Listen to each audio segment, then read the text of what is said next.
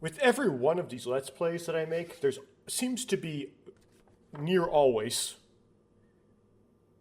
a epic, seemingly long-running brain fart. So in this game, I think it's this. I believe that I have been claiming that the skill that allows you to save your game in between sections of the trial was Yoruko's skill. However, Yoruko's skill was hospitality, which does something different. Which indicates that when I criticize one of the commenters for not mentioning it, I don't know why I would do that, but that was a dumb idea anyway. I might have been completely and utterly wrong. And I've been saying it's been Yoruko's skill this whole time. But I think it's actually not Yoruko's skill now. I think it was a skill that you just got from getting a certain amount of XP. Like, you know how meditation is the first one? It's the one after that, whatever it's called. We actually get to the trial. I'll confirm. But that would have been my big brain fart of this Let's Play. For some other examples, in Ever 17, I pronounced Tsugumi's name Tsumugi for the first 2/3 or so of the Let's Play. In Remember 11, I keep mentioning this a supposed title card that I saw with the date on it that was August 1st, which I don't think ever happened. Never 7 had its own one, I know, but I just have forgot what it is at the moment.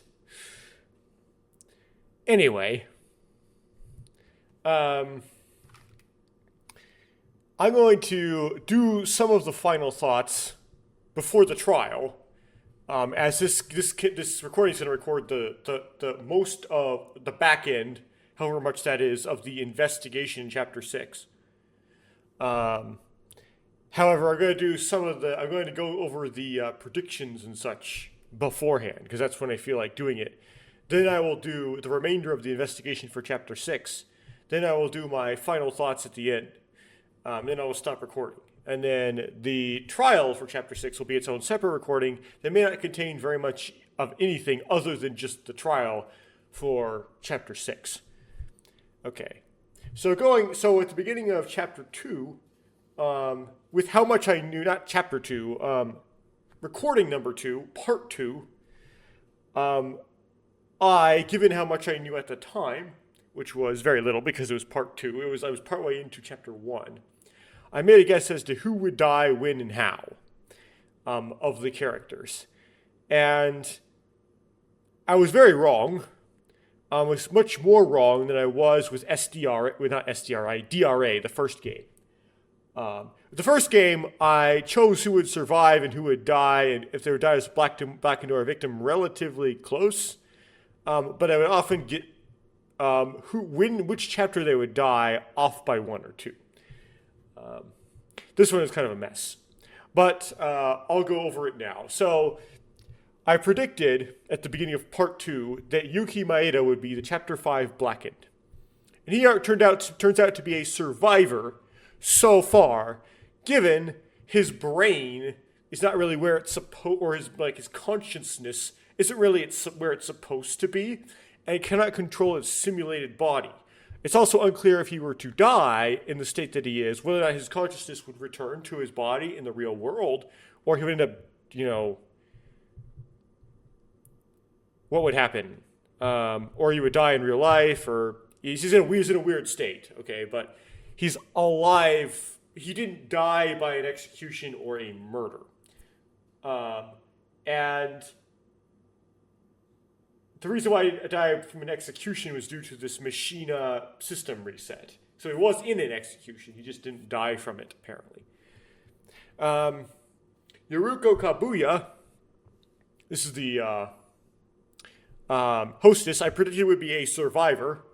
And she is a survivor so far. She was put into an execution, just like Yuki, but the execution was halted right before she would have died by, I guess, drowning in vodka or something like that. And so she then respawned with the skin that matches her outfit in the real world. And then she's still existing in the simulation in that state. Yuri Kagarin, I predicted would be the Chapter 1 Blackened. He turned out to be the Chapter 1 Victim. And of course, victim is spelled wrong because I don't know how to speak English. It's been sitting like that since the beginning of the video. Iroha Nijue, I predicted would be the Chapter 2 Victim, and she turned out to be, at least so far, a survivor. A similar situation to Yoruko and Yuki. She went into an execution, but the execution was halted before she died.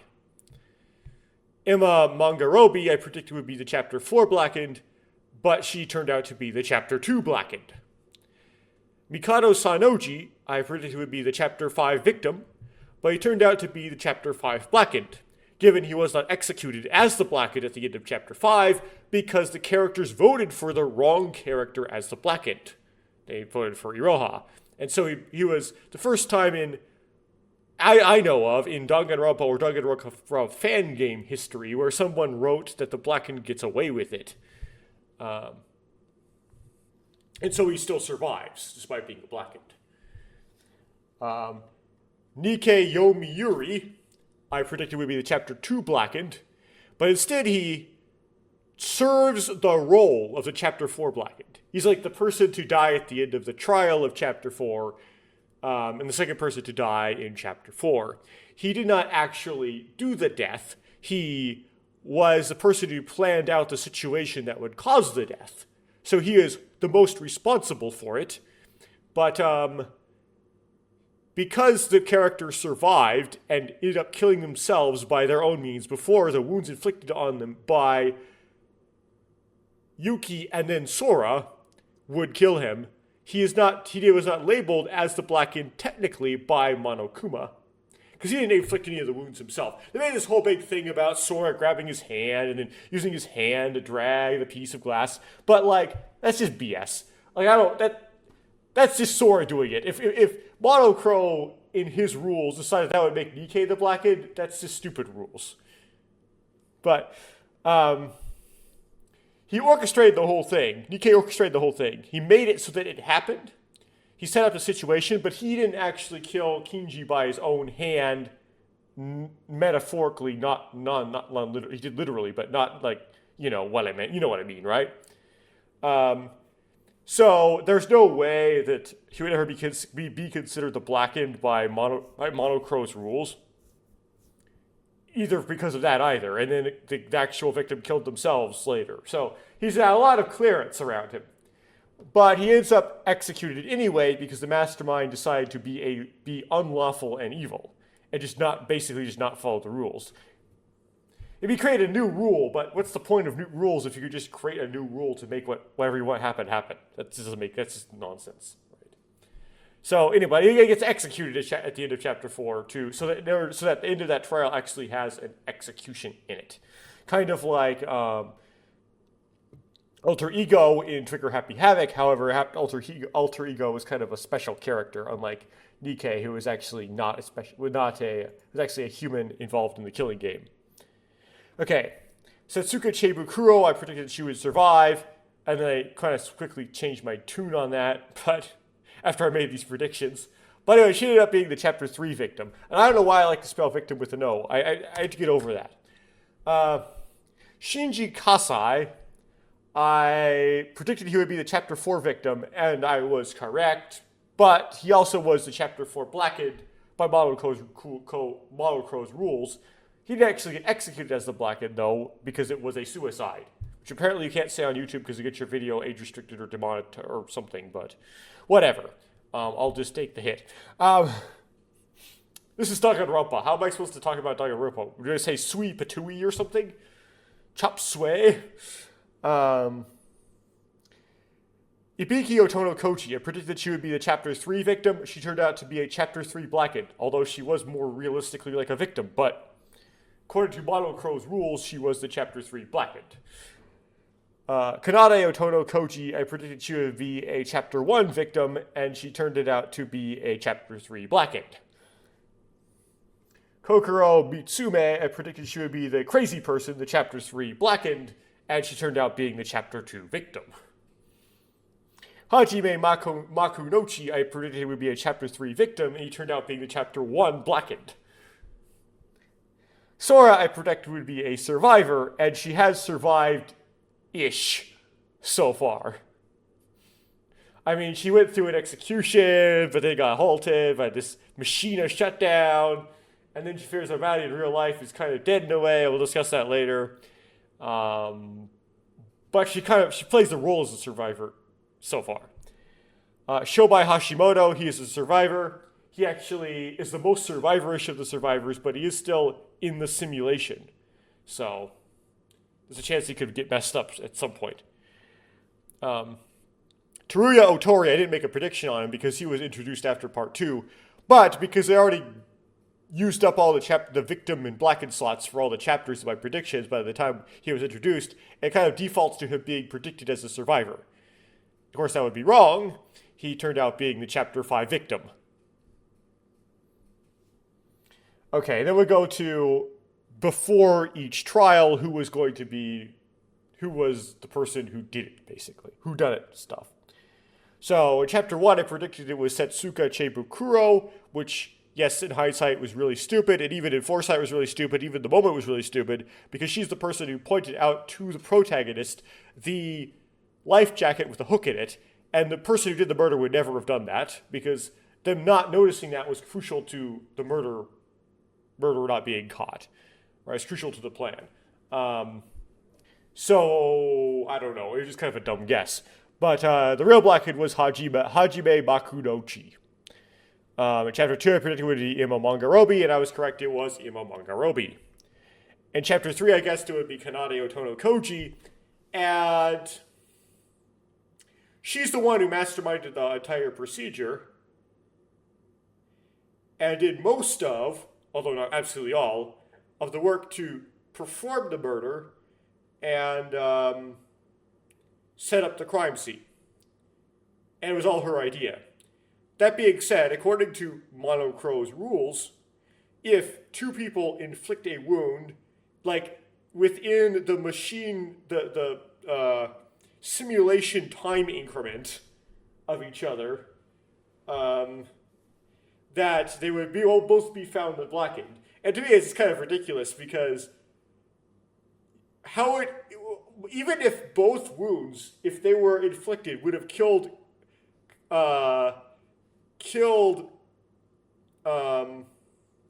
Setsuka, who's the victim, individually, one of them would have been more severe than the other, even if they're caused by the same knife, because it would hit a more vital structure. Like if it pierced the spleen, for example, there would be more hemorrhaging, right? So the person who stabs on the victim's left has a higher chance of hitting that. It's a lot more complicated than just they stabbed her at the same time, basically is what I'm saying. Like, one of them would have caused her she would have bleeded out through one wound before more blood would have come out one wound than the other, because the body is not symmetric. It's just kind of this really contrived, the whole thing is contrived anyway. So although Abiki was being, by a fantasy means, not very realistic, mind-controlled by Kanade, apparently in totality, she also had no intention of committing this murder. And would have not have done it in her native state of mind. And she didn't remember doing it afterwards. She got going to it, essentially. But because of this technicality that they both stabbed Setsuka at the same time, apparently she's also the Blackened. And that made what I predicted technically wrong. And you could say, okay, well, you basically got the point, right? Yeah, but the whole gimmick of this was that I was actually a trap by Kanade. If you were to vote for Kanade individually at the end of the trial, you would have gotten the answer wrong. So, the game very explicitly tells me by its structure and by what it says that I got it wrong. And the whole point of this thing was you would get it wrong that way. So, I don't know how much credit I could really give myself there. Nikkei Yomi, so chapter 4 particularly would be Nikkei Yomiuri. And it was kind of weird. I said that I thought that he did not intend to commit the murder, but something was done to set it up such that he would become the Blackened. I said that before I went over the truth bullets. Then I went over the truth bullets. And then I said, I feel like Nikkei is going to be the one to be executed at the end of this. And then I went into the trial. Which is kind of like me way of saying in the pocket that I didn't think Nikkei was really like deserving of being the Blackened, but something would be contrived that would make him the Blackened, and then that would get him executed. Now, the game writers still had that idea in their heads with their whole Sora using Nikkei's hand to drag a piece of glass across Shinji's throat, right? So that was part of the thing. That was part of the trial, but it turns out that was actually upside down and completely wrong. In fact, Nikkei is more like Nikkei masterminded the whole thing to set up someone else as the Blackened. He was trying to set up Yuki as the Blackened. So instead of someone masterminding a plot that would set up Nikkei as the Blackened, he mastered a plot that would set up Yuki set up someone else as a Blackened. It was backwards. So I got it wrong in that way. Now, at the end of the trial, I gave myself credit. I was like, didn't they say that I thought it was Nikkei who would get executed at the end of this? But what I didn't remember at the time was that the reason why I said that, as opposed to Nikkei did it, or Nikkei's the Blackened, even though the Blackened is just the Blackened by Mono Crow's rules, so it doesn't necessarily have to be the one who did it. By my rules, right? I didn't say that thinking that he would be executed not being the Blackened, or not doing it, for reasons of the mastermind was petty, or not following the rules. It was for reasons of he didn't mean anything wrong and someone trapped him, right? So, yeah. So who's the correct answer was Shinji Otono Koji killed himself. So when you voted on the one person you would vote for as the Blackened would be Shinji. He's the correct answer of the vote.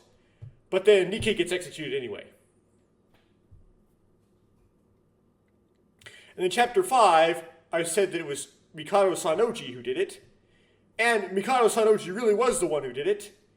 But they voted for the wrong person. And so he doesn't get executed.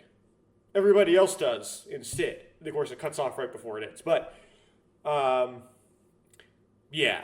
So you'll notice with chapters 3, chapter 4, and chapter 5, the name that I named, for whatever reason I named it, which might be the wrong reason and not the reason I will give, well, it's not right, this doesn't fit the pattern I give, turned out to be, in all three cases, the character that made the plot that was carried out to contrive that situation results in the death of one of the other characters, right? Kanade was the mastermind behind the murder that was perpetrated in Chapter 2. Nikkei was the mastermind behind the murder that was perpetrated in Chapter 3. Kanade in Chapter 3, sorry. Nikkei was the mastermind that orchestrated the scenario that caused the murder in Chapter 4, given it did not go exactly how he planned. But he was the one that made that scenario occur, right? He planned that out. And Mikado Sanoji was the one who planned out and orchestrated the situation that caused, and actually killed, but that caused the death and the obfuscation of how the death of Torii Otori happened in Chapter 5. In other words, the brains behind it was the name that I named in each one. And it makes sense, though, to name Mikado, because that's the whole reason why I didn't really think of the whole trick art thing. I'm thinking it was Iroha because of the art situation, because I wouldn't have thought Iroha would have been courageous nor smart enough to do that, even if she was a good enough artist. So it's like I kind of ruled her out due to the complexity of the scenario. Now, in the Nikkei's case, although I did name the name that was the mastermind behind the whole thing, I didn't think he was the mastermind behind the whole thing. But it's just a pattern I noticed about the truth and the name I named. But although I named the mastermind behind the whole thing, I didn't necessarily name the person that would be technically considered the Black End by Monocro, or the person who would end up being executed. For example, in Chapter 3, Ibiki was also technically considered the mastermind, not the Black End. Ibiki was technically considered the Black End and was executed, along with Kanade. In Chapter 4, Shinji was technically considered the Black End. In Chapter 5, Mikado was not executed. So, if I wanted to get the person who was, like, the actual bad person, the person who was technically the Black End, that you, by according to Monochrome, that you would vote for as the Black End at the end of the trial, and the person who would be executed at the end and be in the execution scene, I would have gotten none of those three right, because there's always one of those three skipped in my prediction. Okay. I think now we go into the game, if I recall. So I will launch the game.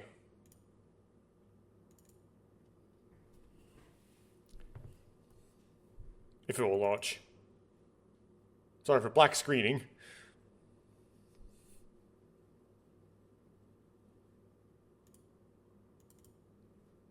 Okay.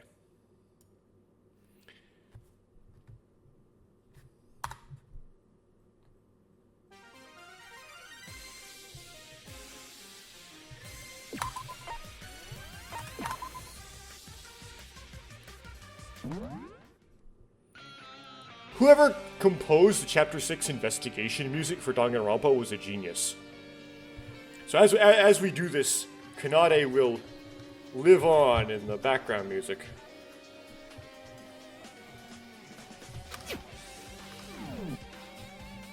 So we are about to try to talk to Shobai in the library. And we're wandering around the Monocruise doing the final investigation for Chapter 6. The Chapter 6 actually has two stages to its investigation in this game. One of them you go to the places where each of the characters that the murders occurred and the bodies were found. Those are different. The bodies were found for the previous 5 chapters, and you learn about the characters whose bodies were found. And then you have this interlude where you have Kinji and Rei. You're the Kisaragi Foundation characters who infiltrated the lab where the simulation is occurring, where the Neo World program is being run, and the characters in the Neo World program are in the pods. Where Mikado convinces them to enter the simulation themselves. And then you go back into the simulation, and then you have the second stage of the investigation, where you are exploring the Monocruise, collecting information that Mikado intentionally left behind.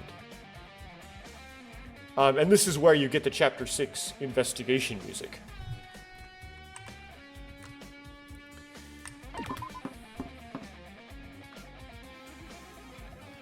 Why are there 1s and 0s in the library as opposed to not in the hallway?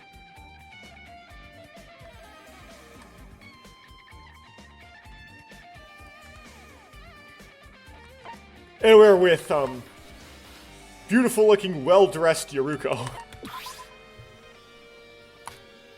Shobai, we have been looking for you. What do you lot want? Now I know why you're dressed like that. What? I honestly did not like you from the beginning.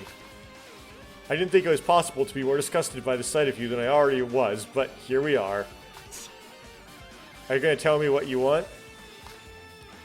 You already heard everything, including what you did. All of this is your fault. You dug your own grave. Shoba, I'd like to hear it come from your mouth. You assisted with Mikado's plans, but at the same time you was working. Verb conjugation, people. You were working as a double agent for the Kisaragi Foundation. Is it true? Who told you? I didn't think the director wanted to talk to you a lot. Oh, Rei Mikaru, that explains it.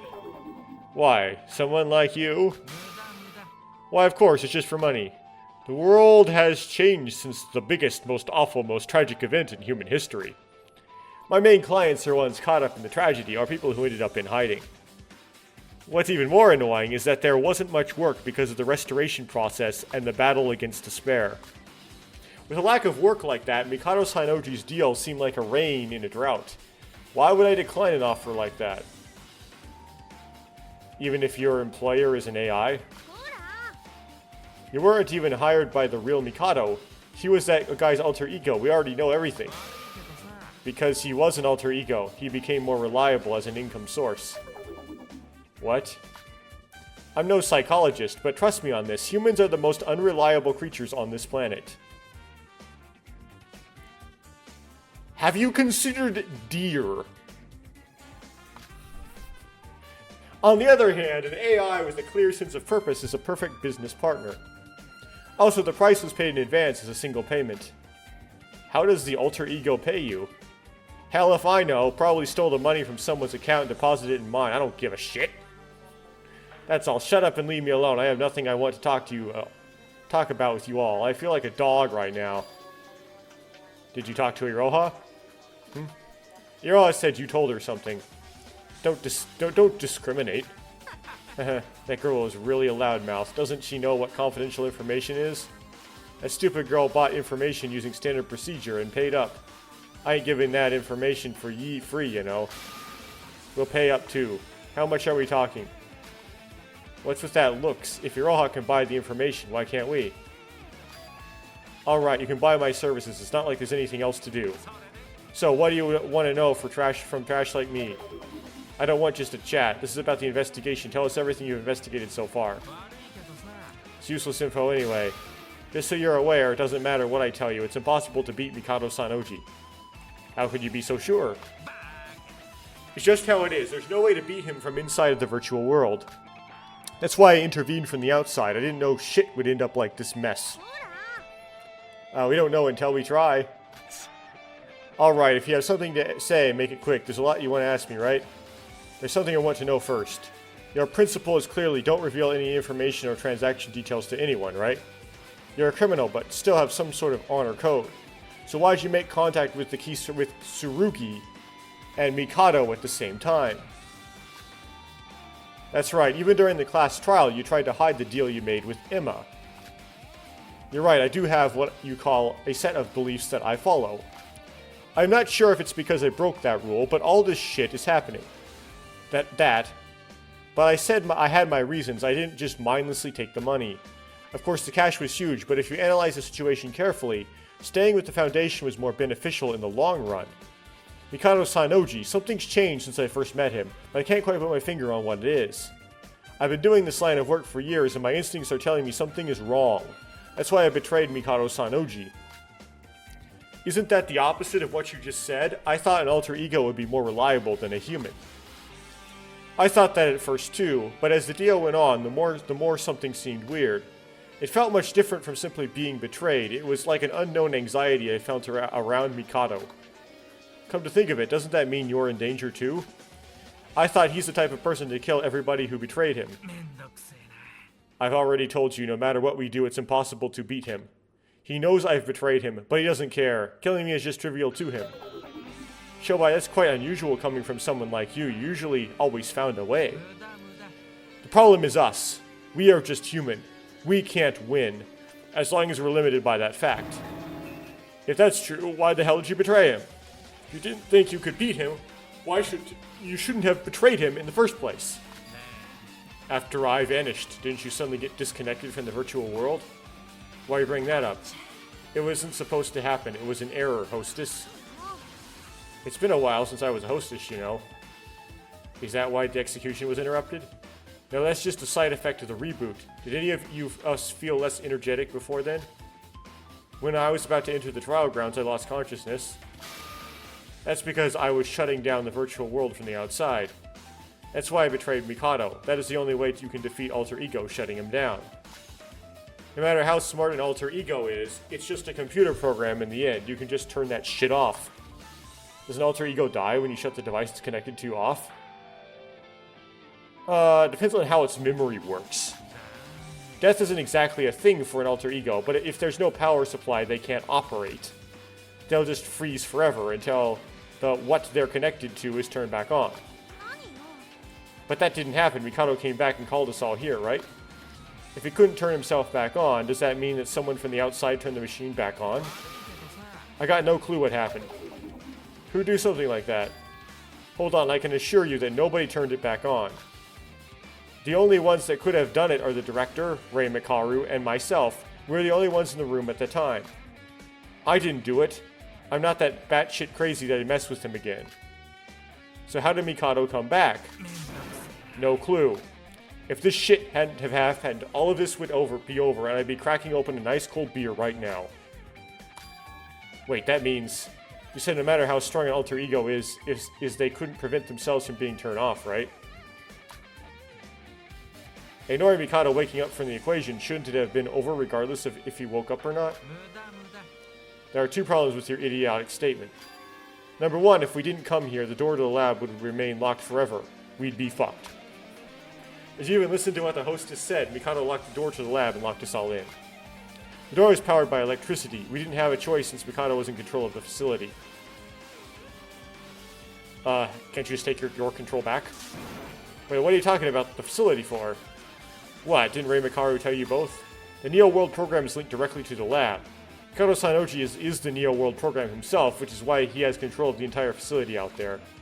You don't seriously think the Neo World program is all contained in some tiny little computer, do you? Wait, so Mikado is the Neo World program? Yeah, I was the one who installed Alter Ego Mikado into the Neo World program. It's been quite a while since I did it, and he's probably almost fully integrated with the Neo World program now. The lab, too. Secondly, there's a lot of security in the Neo World program. Mikado Sanoji and the Neo World program are now one and the same, so security hasn't increased significantly. In other words, the Neo World program will no longer shut down even if the outside power is cut completely. Where would it run, though? No way, how is that possible? It's just a machine, it can't run without any power. It's not just some basic computer we're talking about. If you really want to stop the power supply to the Neo World program, you'd have to blow the entire facility up. But even that wouldn't be enough. You'd have to blow up the entire island to make sure all the wires are destroyed. Wait, we're on an island in the real world?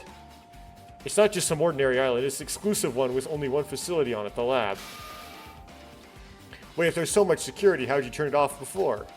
Even though Mikado can't come back somehow, didn't you already shut it down once already? Oh, even though Mikado came back somehow, didn't you shut it off down once already? I'm not really interested in this part because they're just gonna kind of nonsense their way through it. It's not gonna be important for solving the mystery of Chapter 6, right? They're just trying to, like, contrive the story so that it works. You want to know what I used? A USB, huh? A USB containing the administrator code for the Neo World program. There's an admin code. Using it gives you administrator privileges. With this, you'd have the exact power, same exact power as Mikado. Really? How'd you have that? Because I was the one who modified the Neo World program in the first place. Now, it wasn't just a modification. I did everything, from the stealing to building the lab to installing the software. What? Why are you so surprised? How else do you think an alter ego could do all this without a physical body? What, so you're responsible for everyone's deaths? Wait a minute, you did all this by yourself? You might not believe it, but it's true. Well, that's one question answered. Didn't you want to know how I turned it off too? Oh, yeah. Using the admin code, I was able to modify the program. That's when I restarted the program. Doing that bypassed all the security that Mikado worked on.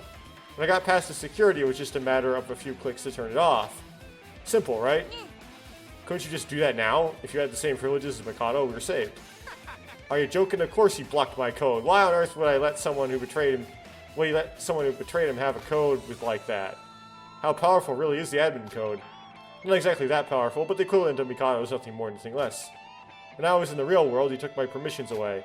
If my permissions were still there, I could have added some countermeasures right now. So that USB is basically useless. The USB itself is still useful, however, we need a new password to get the permissions back. Since the password has now been changed, it's going to be useless to us now.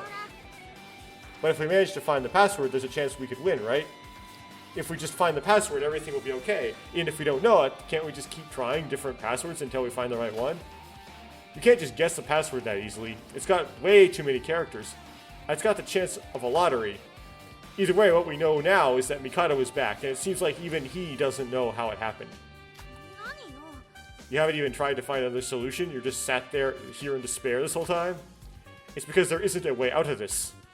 An alter ego will instantly improve its security flaws. There's nothing you can do against something like that. I spent years preparing for this. I knew that he could do and knew what he could do, and everything still ended up going to shit. All my years of preparation, all for nothing. Haha, guess my life was destined to be shit ever since I was born. Shobai. Yuri was saying something so depressing, Shobai kept his usual smirk. But just as Yuruko said, unlike the usual cocky Shobai we got before, he seemed deep in despair about the situation. To be honest, he seems like quite a pessimistic guy on the inside. Shobai was unusually talkative. His abnormal behavior might be because we're up against someone who apparently can't be beat. But we're gonna do some anime power-up, and that's gonna allow us to beat him, of course. Shobai, what are we gonna do now? Both your business with Mikado and the Kisaragi Foundation really doesn't matter anymore. Now that you're a victim just like us, you need to come up with some sort of plan. But it doesn't matter what I do. I'm gonna find a way to get out of this situation, fucking alive. I don't give a shit what you do. Do what you lot do. Yeah, I wonder what this was in Korean. Did the translator just introduce all this cussing out of nowhere? Don't be so stupid. This whole situation is your fault anyway. Take some responsibility, goddammit. Don't hold me accountable for this. Nothing else to say. I'm leaving. Wait a minute. Wait, I want to ask something.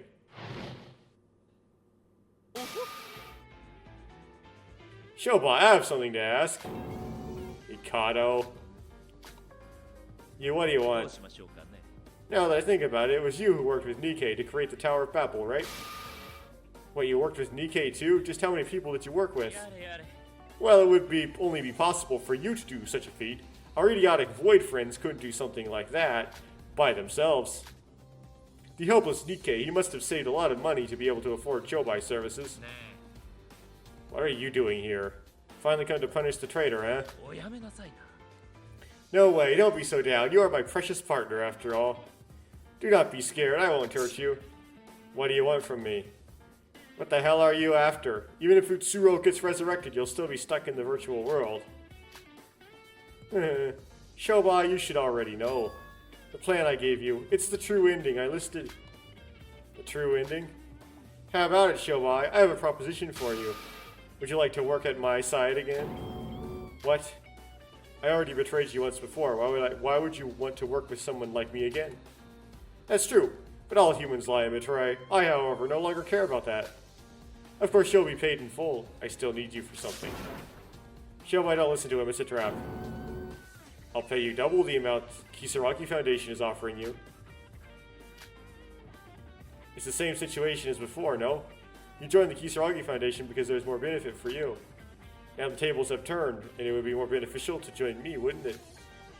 That was also when you did not know my updated plan. Well, I'm sure you'd see the benefits if you heard what it entails. Alright, you got my attention. It's not like I can do anything to stop you anyway. Shobai, no! It's no use, Sora. He's not on anybody's side. Or anybody. Yeah. Shobai's mind is swayed only through the power of money. If you wish to change Shobai's mind, you have to offer him something more. You're a disgrace. Now, how about we talk in private? Good luck with the investigation, Sora Yuruko. The final class trial is approaching us soon.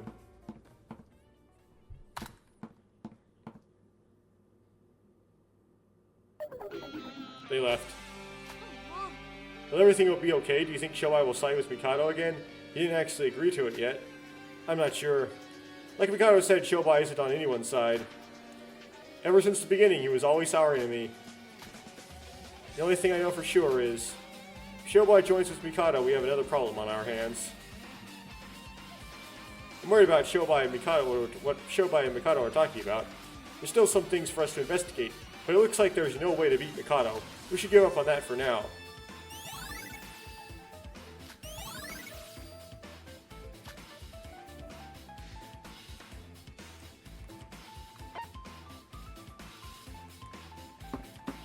I forgot to talk to Yuruko. Ah, I didn't get that extra bit of text. Oh, I have to go in there now?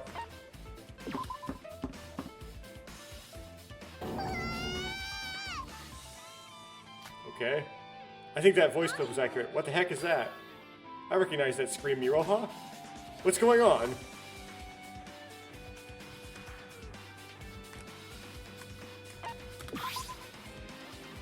Oh, it's her. What's she doing here?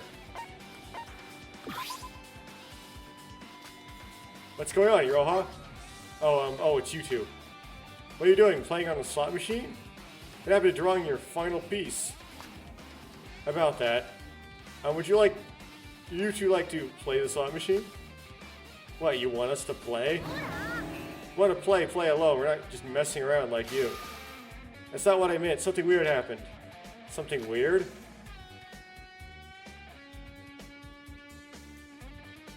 Iroha, did you get a jackpot? She must have kept spinning until she got it. Probably been here since we last saw her. I haven't, I swear. Sora, turn the lever, trust me. You're acting really weird. Sora, just ignore this idiot. I turned the lever of the slot machine, just like Iroha said. Slot machine has been here ever since we first entered the Mono Cruise in the beginning of the killing game. Shortly after the machine stopped, I understood exactly what Iroha was talking about. What?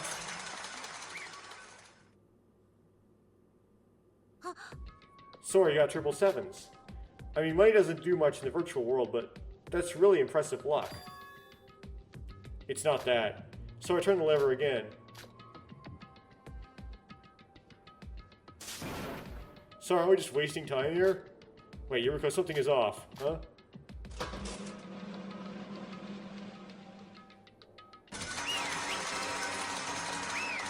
There's no RNG?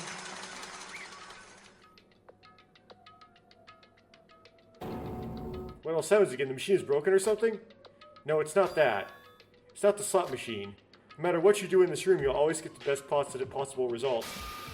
The possibility doesn't make sense at all. The probability doesn't make sense at all. What is this? Well, I'm going to check something out.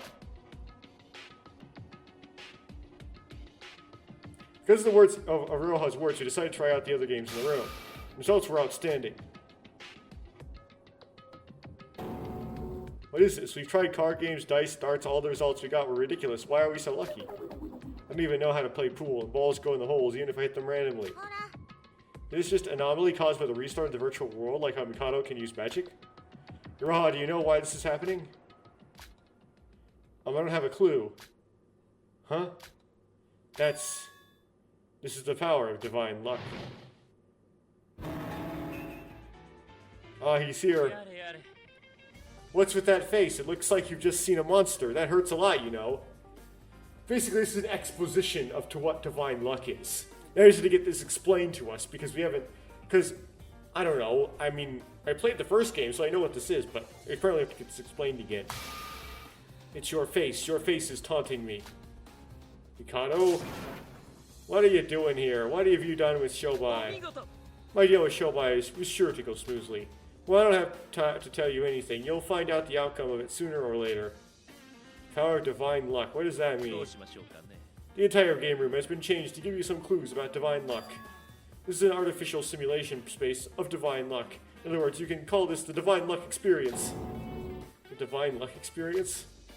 Now that everyone knows Void's plan to revive Utsuro so that his divine luck will come back. This is the rest of my plan, to create an artificial space of divine luck within my program. Even though it's artificial, it seems real, right? This can be accomplished by extracting Utsuro's legacy from Yuki's brain. What have you done to Yuki? I didn't do anything. Yuki himself is turning into Master Utsuro.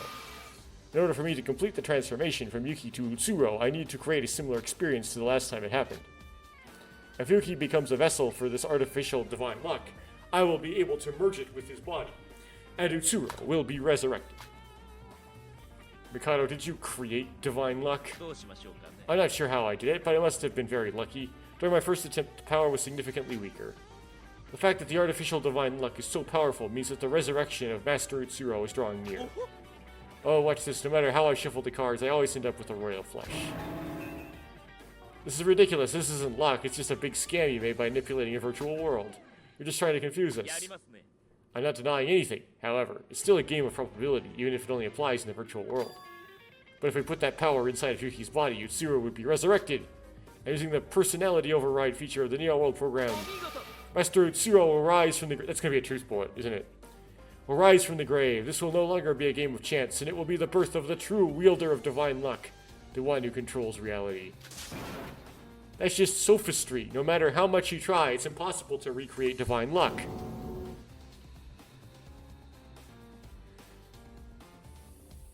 Okay. 1, 2, 3, 4, 5, 6, 7, 8, 9, 10, 11, 12, 13, 14, 15, 16, 17, 18, 19, 20, 21, 22, 23, 24. Okay, so that's the 23. 23 divided by 24. So that's, yeah, 21. So 20. I'm not doing this right. Okay, I counted 24, right? So this is 21 sets of 3. 21. That's 7 sets of 3. We don't count the first one, so that's 6. So it's 572 sextillion, 807 pentillion. Is that what it is? 733 quadrillion, 217 billion, 87,251,000. I got it wrong.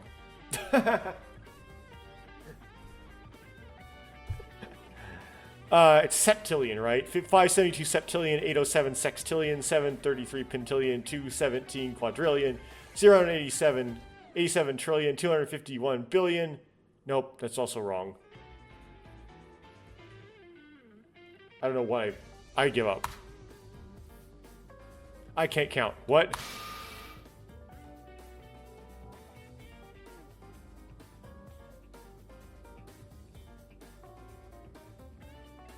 Okay. This is the exact number of times I've simulated this before. Wait, that's over 10 to the 20. Is that big? I haven't even heard of a number that high before. This is the result of reaching 57 thousandths of that amount. That explains why it's possible. That's just a ridiculous number. Maybe for a mere human, but not for someone like me. I think it's a rather small number, but I was prepared to go up to that at least 10 to the 52. This was the purpose of my creation. Even if it took me an eternity, I would find the answer eventually. All that time has not been spent in vain. This is the final stage of the plan. The divine luck is already affecting reality, is it not? That's... How else do you think I was able to wake up again? Honestly, Shobai's betrayal wasn't even considered in my plan. I felt some slight despair when the program was shut down. But nevertheless, I woke up again. I thought to myself, this must be the power of divine luck. What else could it be? Oh, I understand now. So that's how it happened. To complete the plan, you need Yuki's body to become Utsuro, and you'd have a perfect form of divine luck. Is that what brought us to the virtual world? Felt good to wake up, but the plan was still a failure. I'll tell you the reason I brought you call here, and why I'm holding a class trial to finish the plan at the trial. So you may continue to investigate. You can also keep trying out the divine luck in this room if you wish. Isn't divine luck an amazing experience? Well, it's not quite finished yet. You can still use it for the games here. Everything is going the way I want it to. Isn't life so great? Is that really true? Is divine luck really being revived again? Do you really believe I'm only capable of deception?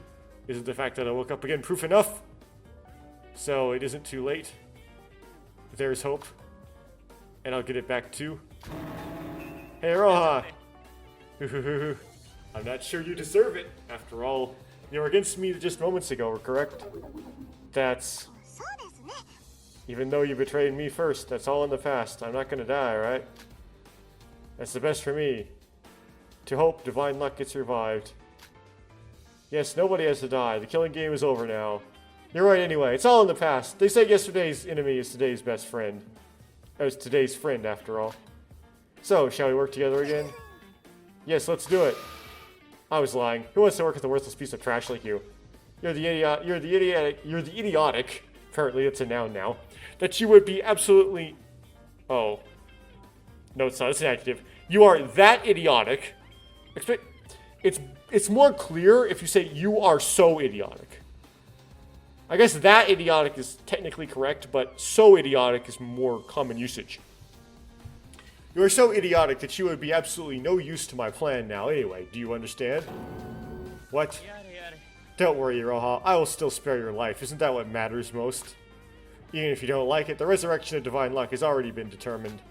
I'll still allow you to have some brief exposure to it since I'm so generous. Until then, please enjoy the divine luck experience. Please don't sit around and do nothing. Wait, Mikado. Iroha, you. I can explain. You must have some guts to announce you're betraying us right in front of our faces. I'm sorry. Come back here. Say it to my face. Calm down, Yuriko. Iroha's already given up. This is just too much. I don't care what he does. I just don't want him to hurt us. So, what do you want to make of Mikado's words? About the resurrection of divine luck? What he said might be true. Neither Rei or Shobai could figure out how Mikado managed to come back. The power to make such an inexplainable phenomenon happen at will. Is that what divine luck is? But I don't understand. The true divine luck will return by putting artificial luck inside of Yuki's body. Divine luck, the true divine luck. Yuko, it's not just the divine luck that matters. I'm not sure why, but Yuki is turning into Utsuro. There's no way around it. If that happened to Yuki's personality, Yuki's personality could disappear forever. The eternal rest of Utsuro is the freedom of Yuki. That's why we have to stop Mikado.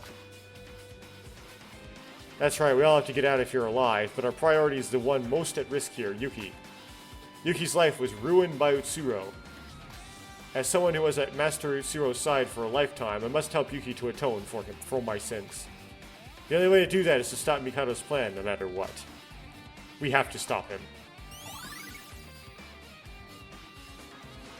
Alter Ego Mikado-san Ochi has been updated. Now I'll actually remember to talk to Yaruko. I keep spinning, but I'm only getting jackpot. Our fate has already been decided. Are we really happy with that?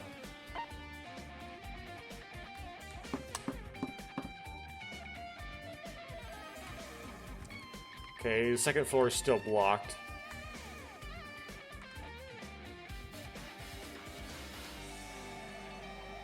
Ah. The room that we've never been able to go into before. Oh, I remember this. I forgot about the store. It was always been locked ever since we got here. It was always locked, wasn't it? I think it has a password on it. Password? Wait, it's already unlocked. You think Mikado opened it for the investigation? It's the first time we've ever entered this room. I don't know what could be waiting for us inside. Let's be careful.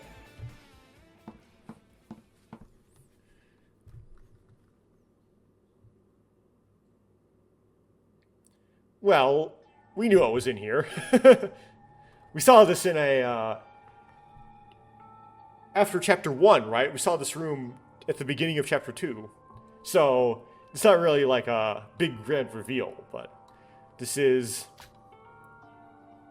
for the characters, though, maybe. As we entered the locked room, it felt like we entered some kind of control room. There were monitors everywhere displaying what looks like security footage around the monocruise. Below it, there were numerous buttons of unknown use. Also, considering it had been locked up until now, it must have been used for... Welcome to my room. Ah. Monocro. Also known as the control room, this room is used to control the entire killing game. Wait, we saw how you died. Dead? Me? I had no clue what you're talking about. I am still alive. Well, what are you talking about? You were helped us and then got impaled by Mikado's flame spear. Nope. When did that happen? Sorry, that's impossible. I was built only to serve Mikado. Hold on, I will torch you. Yeah. What? Monocro's gone. Were you surprised? I can't believe the look on your face is truly perfection. You know, again, you've already appeared enough times already. I didn't think it was possible to be more sick of someone. Since our dear Monochrome is gone, I should be the one to come and explain everything to you. I basically created a new Monochrome based on backup data that I have. As you can see, it doesn't share memories after a reboot. There are some contradictions in his memory, so I decided it wasn't worth the effort and I got rid of him again. You just got rid of him? You kill when you want, save when you want. Is that the message that you're trying to send? Sora, Monochrome is just a program. For him, the concept of living and dying doesn't exist. But just as Monochrome said, this is a control room. To be honest, this room is basically useless. Excuse me? Monochrome can see everything that happens on the entire island without having to look at these screens. Somebody with a student role could not enter this room until now. I wish I could tell you more about this room, really. This room really is useless. Well then, do whatever you like. There could be some important clues hidden around. That's a very vague explanation. Before he disappeared, Monochrome said that this place was controlled the killing game. What exactly does it do? If it really was useless, you wouldn't have built a room like this. Well, I guess you could say it's used to record videos of what happened over the past few days. The screens in the control room have a function to record everything that happened in Tsurushima with the cameras. Now that the killing game is over, it's a useless feature. If I needed it, I wouldn't have burned it to a crisp along with the monocruise. In the end, the situation ended up like this, and now the control room has an unexpected use. To put it simply, the control room has some clues. I'm going to leave this place. Please investigate at your own discretion. Everything that idiot shows up. Every time an idiot shows up, he acts more and more insane. What's the point with messing with the dead just to mock us? I'm sorry, Monochrome. Iruko. Mikado said that Monochrome is just a program. Monochrome did say it himself as well, as he told us not to sympathize with him, but I still feel bad for him. He was just used. Originally, he was a program made to help people, and he get turned into a monster. It's okay, Iruko. The Kisaragi Foundation has the backup data of Alter Ego, don't they? Monochrome said that it was created by the Cogrin Corporation, right? If we speak to someone who works there, maybe we can see him again. Because the program doesn't have a concept of life and death. Yeah, you're right. Mikado said that this room has recorded records of everything that has happened on Tsurushima Islands, right? Oh, that's right. Maybe we could look at things that we weren't there to see ourselves. We can watch people murder people? Okay, I think so. Mikado said that it's useless, but since there must be something useful to investigate around here.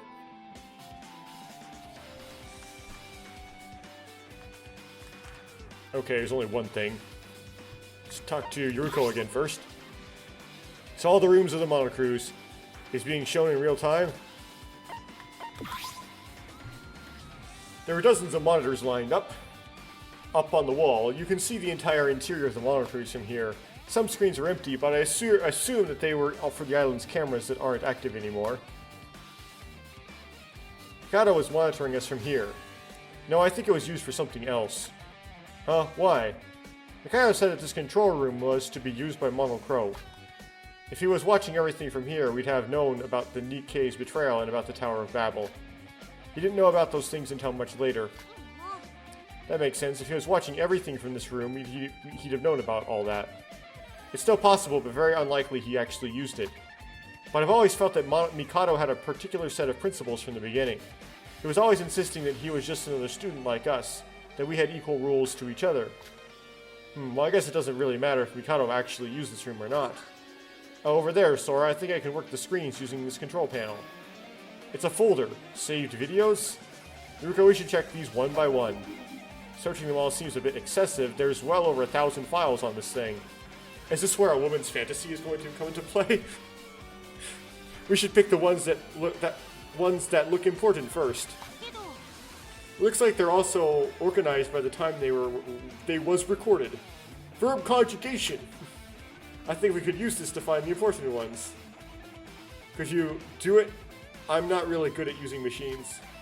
Sure, I don't mind. Just wait a minute and let's start the video. And the first one's going to be the most important by chance, right? Iruko messed with the control panel several times.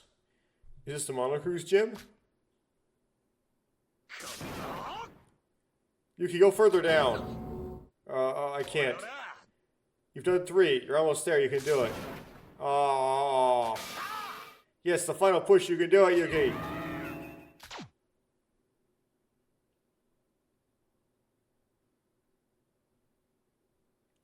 I presume that was squats. Was that Yuki and Shinji training together? I think that was the wrong video. Let's try again. Apparently she doesn't like to look at guys doing squats. I might do squats later today, I don't know.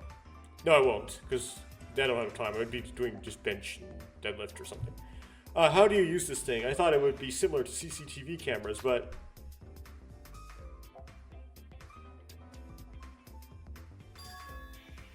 Ah. Great combo. No, this won't do. We gotta try something else. Brilliant combo. I did it. My special move is finally complete.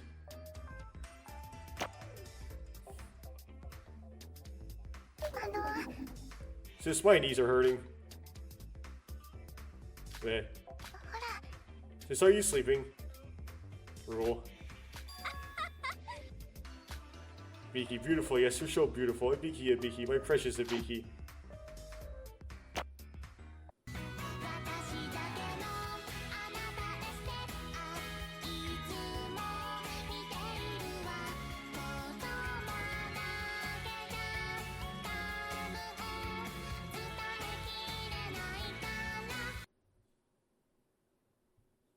That'll probably get me copyright claimed again, but what I'll do is I'll upload it with that in it, and then it will get copyright claimed, and then I'll know what song it is, and then I can link it in the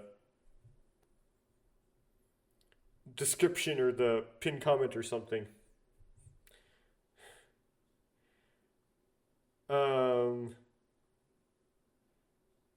Now, what I'm wondering is, was in the Korean version of this game, was this written romanized like this? Or was it written using hiragana, katakana, and kanji? Or was it written, was it transliterated into Hangul? I don't know. I didn't play the original. I haven't saved it on my computer, but I haven't played it. Or I probably, and I never will.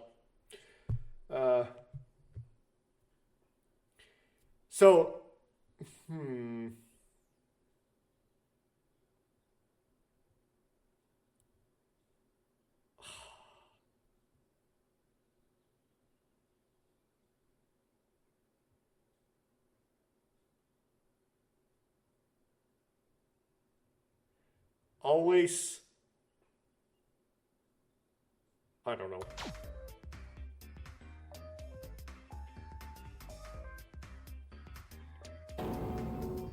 Some strange recordings. Yuko, you're supposed to be selecting the important ones.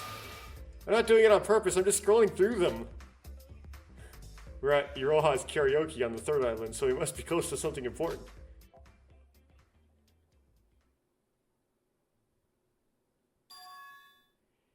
Yes, it's definitely something important. But what you said, I'll try my best to find it. Just be careful that nobody finds out that you're a void.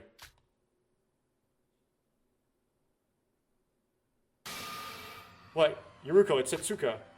Yeah, it's definitely her. Oi. I'll be cautious. I'm planning on relying solely on the power of your eye here. Remember to be careful. We need to keep this a secret. Don't worry, I've got this. Just believe in your big sis.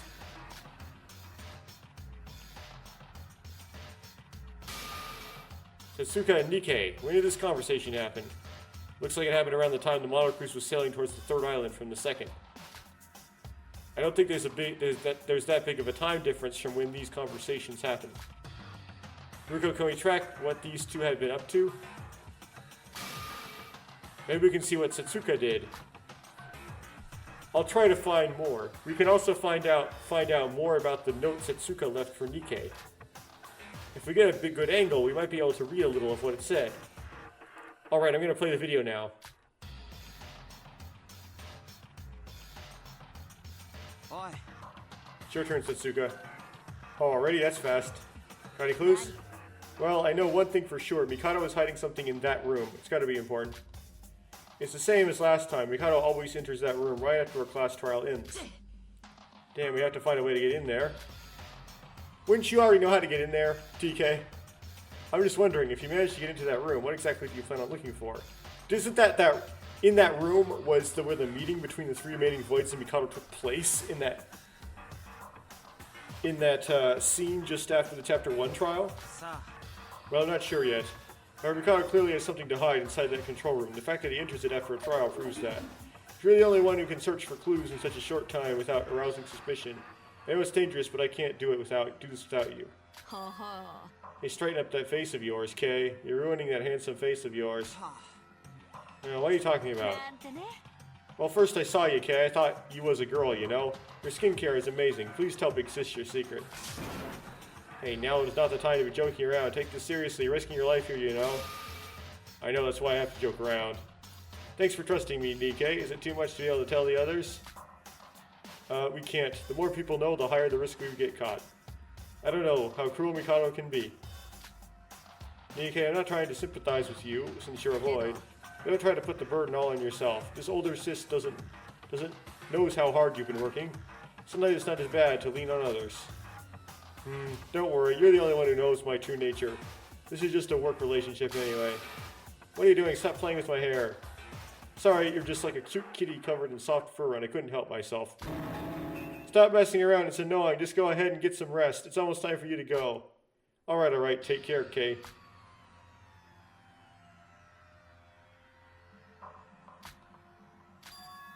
Yaruko? Oh yeah. Did you say such a sweet video for the end? No, I didn't do that, besides I didn't find any clues. I'll try to skip past all these useless scenes. It'll take just a little play.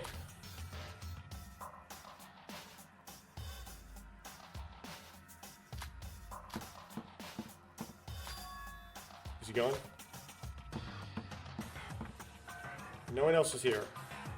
0430, that's it.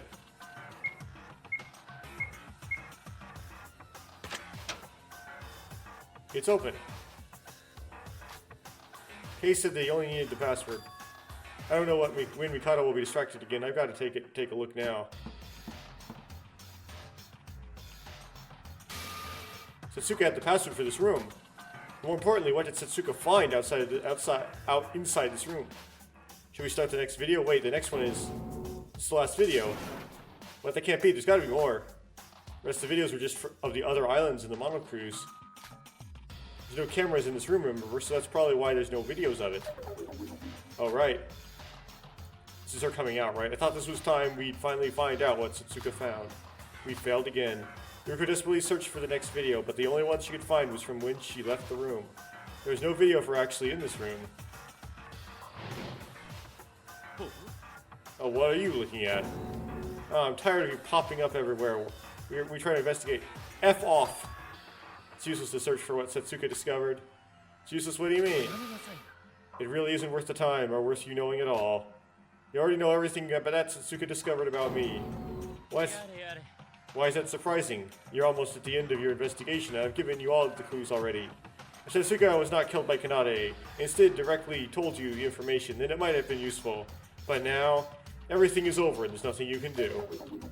No way. You gotta be lying. If the information that Setsuka found really was useless, then why did you delete the note she wrote? The note? Monocro said that the backup data of Setsuka's note was deleted. Mikado, you're the only one who could do that apart from Monocro himself, am I wrong? Well, I admit I was the one who deleted it, but I can assure you the information written on that note was useless now. There was something written you definitely should not know on that note. Something we should not know? Yes, the purpose of my entire being. The root of my existence that humans could not comprehend. My basic algorithm. What are you talking about? It's nothing. I don't care how much you search in here anyway. Because the content of that note is nowhere to be found in here. It isn't recorded anywhere at all. It's as Yaruko said, there's no cameras in the control room, and Setsuka died before she could reveal the contents. The only two people that will ever know the contents are Setsuka herself and Kanade. If you want somebody to blame Setsuka for not telling you the information more quickly. I can't. Anyway, that's only a part of my purpose. It isn't really something you need to look into currently. The reason I unlocked the room wasn't for you to search for something like that. In fact, it was for you to see this.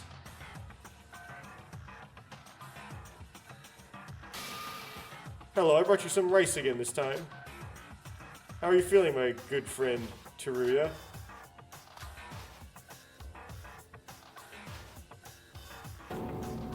What's this? Do you not remember? I said in this class trial we will also discuss Teruya's case. This video was recorded a few days ago. This was for his murder in Higa City. Look closer at my conversation with Teruya in this video, and maybe you'll find some clues you didn't before. Have a good look at it. Good look at it. The final class trial is drawing near. Hoo hoo hoo.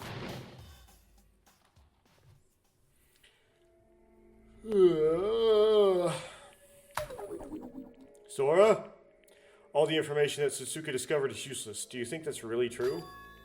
It might not have been in vain. So like what Mikado said, Nikke's betrayal, my memories of Akane Taira returning, my contact with the Kisaragi Foundation. Without what Tsuka said, none of that would have ever happened. Finding what Satsuka found out is important, but I'm sure it will overlap with what we already know somehow. And will we even need to figure it out for the trial? From what we've been told, it's impossible to know what the note said for now. Yeah, I think it would be better to give up on that for now, and focus on what happened to Teruya. Yuruko, before that, is there a video from when we first arrived on the 5th island? At the 5th island? The morning after we arrived at the 5th island, I had a brief conversation with Teruya. When we were talking, I heard a weird sound from the other side of the door, and when I opened it, he vanished. I want to check from there first. The day after we reached the 5th island, you were staying in a hotel on the west side of the city, right?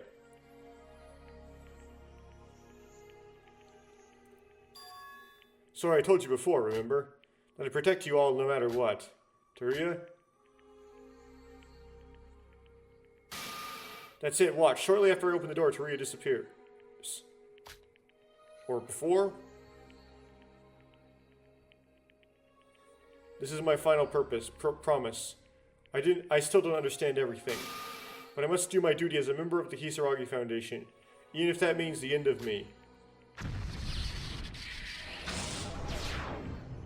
Teruya? He disappeared, but how? I opened the door right away. Why, he just disappeared. Wait, this is what happened when Shobai disappeared. Which is exiting the simulation. Shobai? It's the same thing that Ray did. Shobai said that he disconnected from the virtual world using his admin powers. Back then it happened right in front of my eyes. He just disappeared. Wait, so did Teruya leave the virtual world? No, that couldn't have happened. Teruya's body was found a few days after this. Maybe the body of Teruya, we say, was just an avatar like an empty shell. We saw was just an avatar like an empty shell. That's what Ray said. It's a side effect of using the emergency code to escape from the virtual world. However, Ray said that the emergency escape code can only be used once. If we assume Teruya used the escape code, it would mean he's still alive, but from Ray's reaction, I think he's dead for real. Now what happened in this video makes no sense. It doesn't make sense if he disappeared just like Shobai. Unless Teruya was an administrator too. Shobai was Mikado's contributor, so he had the administrator code. It could be possible that Shobai gave the code to Teruya at some point since he was working for the Foundation too. I'll look for the next video. If he didn't end up in the real world, we should find out what actually happened in the next video. The video that Mikado showed us, it was the east warehouse of the Twin Towers, exactly where Teruya's body was discovered.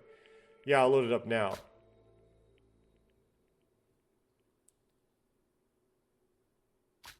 Nani, kore? Oh, what? Where am I? I'm pretty sure I logged out.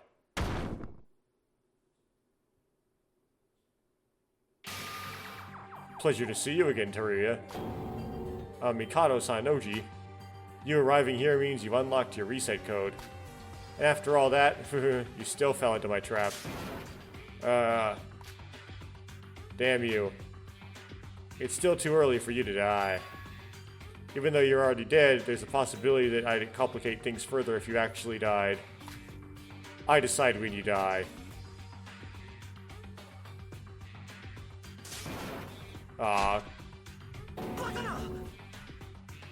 What is this? Why have you tied me up? I must keep you quiet in here for now. Don't worry too much. I brought you some food. Do you really think I'll eat this damn rice you gave me? Release me now. Remember, my cooking is amazing. Shut your damn mouth. This isn't time for that. I should be in the real world. It's Ray. There, we have a problem. If you disappeared from the virtual world, my firewall would disappear too. Huh? Teruya, when you flew off and lost consciousness on the first island, you might now know this since you were unconscious, but I modified your data a bit. My data? Put simply, congratulations, you are now the world's first human firewall to block access to the real world. As long as you're inside the virtual world, nobody else will have access to it from the real world. Is it possible to leave or to enter as long as you exist? No. Of course, in addition to yourself, there are multiple other security measures to prevent contact with the real world. When the Kisaragi Foundation finally decides to take action, all of that security will get broken eventually. However, using a live security device made using your biometric data for its code means it cannot be solved using usual means. How ironic. You're in a situation where everyone's rescue is impossible because of you. It's all your fault. Don't bullshit me, I know you're lying. If I'm lying, then why'd you end up here instead of disconnecting from the virtual world like planned? If I'm lying, why did the Kisaragi Foundation here after such a long time? Why isn't the Kisaragi Foundation here after such a long time? That's... You don't even know yourself. Just how stupid are you? Ha ha ha. Pretty stupid. In any case, Teruya, you are the insurance of my plan. You must remain alive for the moment. Either way, I cannot let you go to the real world. You didn't have to be imprisoned, but I can't let you tell everybody that you have your memories back. Please stay quiet, calm, and enjoy your time here. Damn you, you're a damn lunatic. Come here, Iroha. You haven't eaten yet, so I'll leave the food here. I'll even free one of your hands so you can enjoy your meal. Things would be difficult if my firewall died due to hunger. Here you go, Teruya. You don't need to worry about the outside world. The plan is almost over. All I have to do is stay here like a good little farewell. If you'll excuse me, come on, Iroha. Wait, Mikado Sanoji, you damn it. Ah!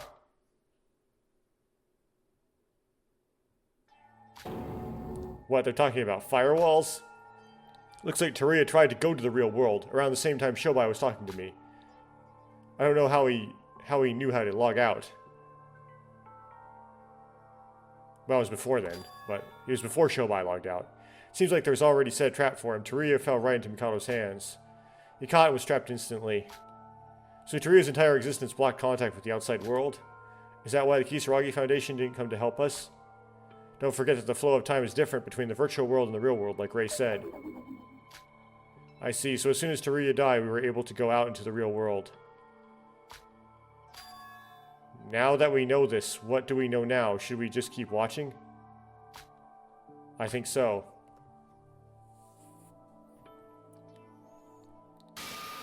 Hello, I brought you some rice again this time. How are you feeling, my good friend, Teruya? Oh no, you haven't eaten. You really want to die, huh? You look like you die. If you die here, you'll die in the real world too, right? At least have some water. Get lost. Well, do as you wish. I'm not hungry either. Iroha, I'm leaving. Throw yesterday's food away, or do whatever you want with it. I'm not too bothered. Hi, I'll put today's food here. Iroha. Eek. I'm not surprised, but are you really the last void? Why are you talking to me? Is Mikado trying to kill me? No. Even a fool like me can tell. Mikado said if I die, things would be difficult for him. You just expect I'd do something like this after hearing that. It's all another lie. Yeah, he wants me to refuse to eat and starve myself to death. I don't know anything, la la la. Or is it reverse psychology? If me dying would really cause such a problem, why aren't you forcing me to eat? Why are you just standing there watching me starve? That's the problem. I'm refusing to eat and you're both acting like it's according to plan. And that's weird. If he wanted to kill you, he could do it anytime. And if he wanted to starve you, he wouldn't bring you meals like this. I think the meals are insurance. You've poisoned the food, haven't you? And of course not. Poison, you're overthinking it. It's just rice. Delicious rice. If I'm weak in spirit, I'll succumb to hunger and eat the food. And if I do that, I'll die from the poison anyway. Doesn't matter if I starve or get poisoned. Either way, it's definitely a trap to kill me. It's only natural when you think about it. If I'm alive, then nobody can go back to the real world. So what would you do when this is all over if you can't leave? In the end, that bastard would end up killing me one day. And he's trying to hide it by bringing me food. That bastard, he said I'm already dead, and then he decides when I die. I know what that means. He's going to kill me, but it's not time yet. He's trying to predict when I'll die by manipulating my actions. I have no clue. But what if Mikado made a mistake in his plan? What if he isn't as smart as he thought? For example, if I stay alive, nobody can get out, and you can't contact the outside. What if you've only focused on your front and not your back, and I eat the rice? Huh? Teruya, you wouldn't. I bet it's really delicious. Bon appetit. Hey, what are you doing? Why are you so surprised? You brought it for me to eat. It's kind of awkward to eat with one hand, but delicious. I did, but... Roha, did you bring me this? I don't know. You're a terrible liar. But I am the same. I don't even know if I did the right thing. But I think this is what Tsurugi would have done. If it was Rei, she'd have been swearing at the food, right? Uh-huh. Cough.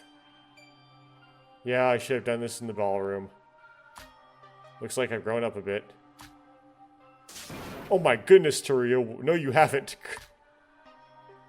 I don't know how much time I've given them by doing this, but... I hope I helped them. It'd be great.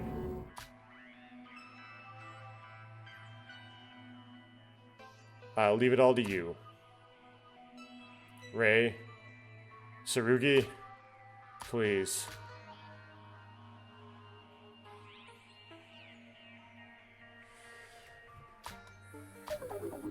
This is too much. Teruya died to save us. He sacrificed himself. Teruya. In my memories as Akane Taira, I remember him as a classmate. He might not have been that close, but I'm glad I had more time with him in Utsuroshima as Sora. In the end, he wasn't suspicious or a bad person. He promised he'd protect us in the Tower of Babel. He really meant it. But he was stupid, though. Teruya, why'd you choose to die? Why'd you need to sacrifice yourself? Was it worth anything in the end? No. His death has meaning. Teruya believed in his teammates until his last breath. Rei and Tsurugi have already helped us. He believed in them as he took his own life. The firewall disappeared sooner than Mikado expected. Because of that, the Foundation was able to act sooner. But in the end, they still ended up in Mikado's hands and was forced to into the virtual world. What's with this was-were issue through this entire time? Teruya's sacrifice was in vain. I'm sorry, I'm just so worked up. It was in vain. Maybe you're right. Yeah? But we're the ones who can change that. It's not over yet. We're still fighting him. Until we lose, his death is not in vain. You're right. Sorry about that. I didn't mean to insult Teruya's sacrifice like that. When he lost his memories, I said a lot of harsh things to him. I'm so sorry. It's all Mikado's fault. The power of Utsuro. The cause of everything. It'll all because of divine luck. We're gonna put an end to it all. As it should be. We will return from the virtual world with a newfound hope. We'll end this terrible tragedy. Yeah, I'm okay now. Ironically, I feel more motivated to do this now, like the will of Teruya is with me. Do you still have time to investigate? Do we still have time to investigate? The control room is sure to have some more clues around, so let's get looking.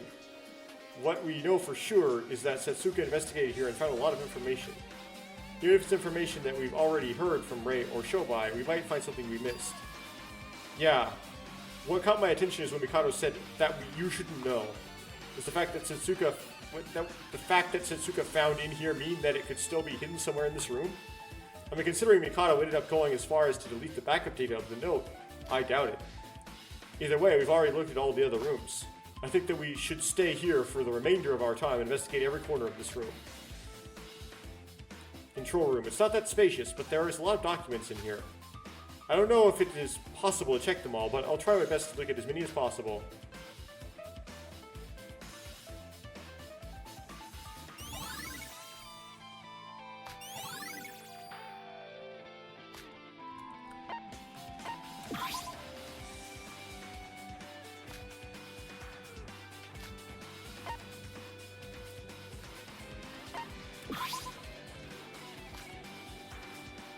Yukiruko's examining all the files. I better not disturb her.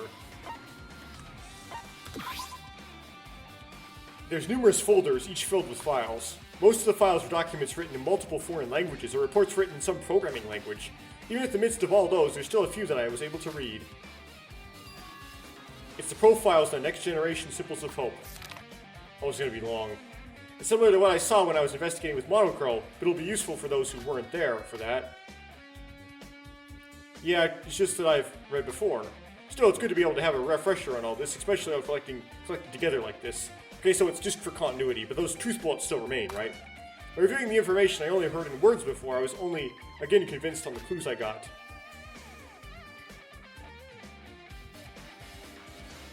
I went through the documents for a few minutes, but there wasn't any new information as I'd hoped.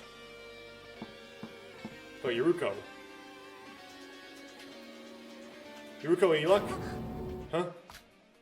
Yuruko, what happened? You're so pale.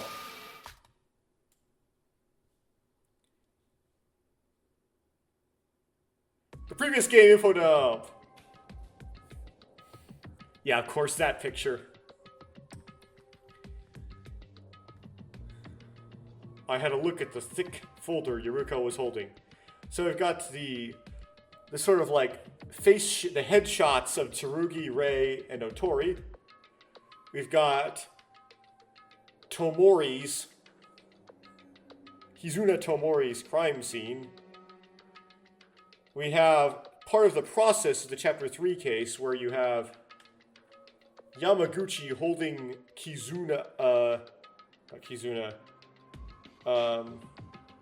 the doctor, whatever her name is. He's running away from Kinji Yuhara, although Kinji gets him. A picture of probably Kinjo down there. That one picture from Chapter 6. It's an interesting camera angle. Utsuro and Akane. I had a look at the thick folder Yuko was holding. It's a report containing a summary of the killing game of the 79th class. Sora, this is the report containing a section on how the killing game started. All of the murder cases, the class trials, and the culprit of them all. Details of the class trial, the black end of the killing game, the ending, everything is shown with detailed pictures. Written in a very weird text, memories. Memories that I'm still not sure are my own, but I still remember it all.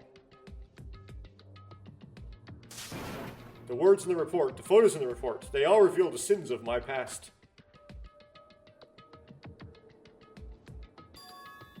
The Super High School level lucky student, Yuki Maeda. Super High School level maid, Akane Taira. Those two from the 79th class, they were the masterminds behind Teruya's killing game. They are the Mikado Sanoji of our case. No, that's... I tried to refute the words of Yuruko, that we weren't like Mikado. But she might be right. Mikado is exactly like Akane Taira. They both masterminded a killing game and were responsible for the deaths of many innocent people. Many innocent people, for some reason not in blue text. How can I argue that I'm any different from Mikado? So that's it, Sora. That's what you did. It's why the Kisaragi Foundation despises you. I wanted to tell you myself, but I couldn't do it. I'm sorry. Sora,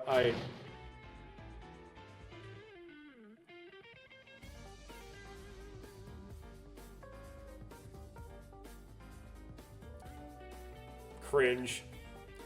Sora has been exposed. Let's cancel her. Is that not what's happening here?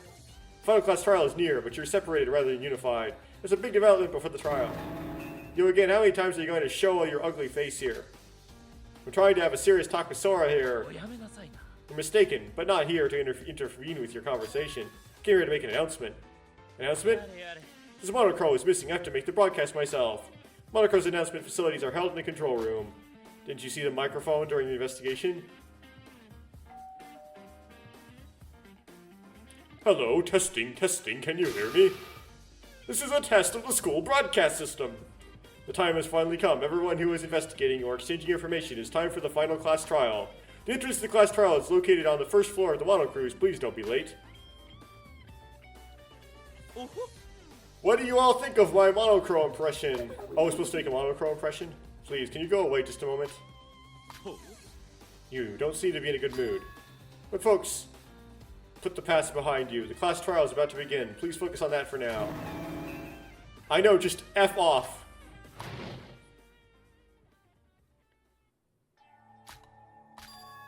Come on, Sora. What? What are you so confused about? The class trial is about to start. Aren't you going? Yeah, I'm going, but... Ruko, I can tell you when to tell me something. I do. But it's not the time for that. What? But... We've already talked about this. I don't care about what's already happened. The investigation is over now. We need to head over to the Doomsday Room. I can't worry about all this now. But... Let's not do this now. We'll talk about this after it's all over. Of course, after we've defeated that monster Mikado and are safe in the real world. I don't know if you'd be safe. You'd be with Kinjo. Tsurugi Kinjo. He's not safe. So figure it out then, okay? Yuruko? What? Thank you. You're always there for me, Yuruko. Sorry, don't take this the wrong way. I'm not forgiving you. It's not that I'm even worried about you. I'm doing this for me, I guess. I'm being selfish. That's how I feel. What? No, forget about that. I'm sorry about that. I sounded weird. Let's go. I don't want to be late. Yeah.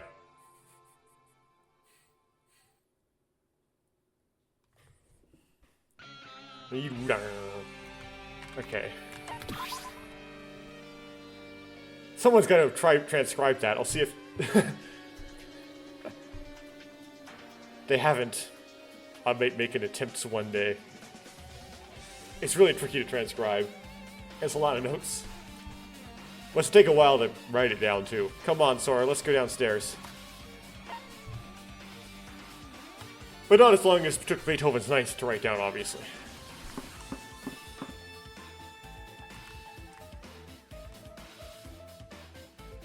Hi. Hey, you, wait a minute. Shobai, you're working for Mikado. It's not like that. Business is business. You still have the money you've collected during the game, right? Are you talking about the Crow cards? Yeah, them. If you're interested, I'm selling all my stock right now at a special price. Final class trial is about to begin, and you're still trying to do business in a situation like this? There's still shit I gotta sell. If you're interested, just talk to me. Before you start the class trial, you can buy skills from dead and alive classmates from Shobai. These skills can only be bought once. Also, you don't need to buy skills you already own. Okay, let's do this then. Oh great, this is what I've got in stock.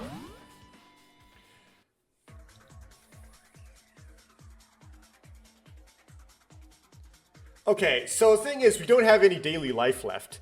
I would have bought a bunch of daily life skills in Chapter 5, but... Oh well. We might be able to use them in a post-game or something.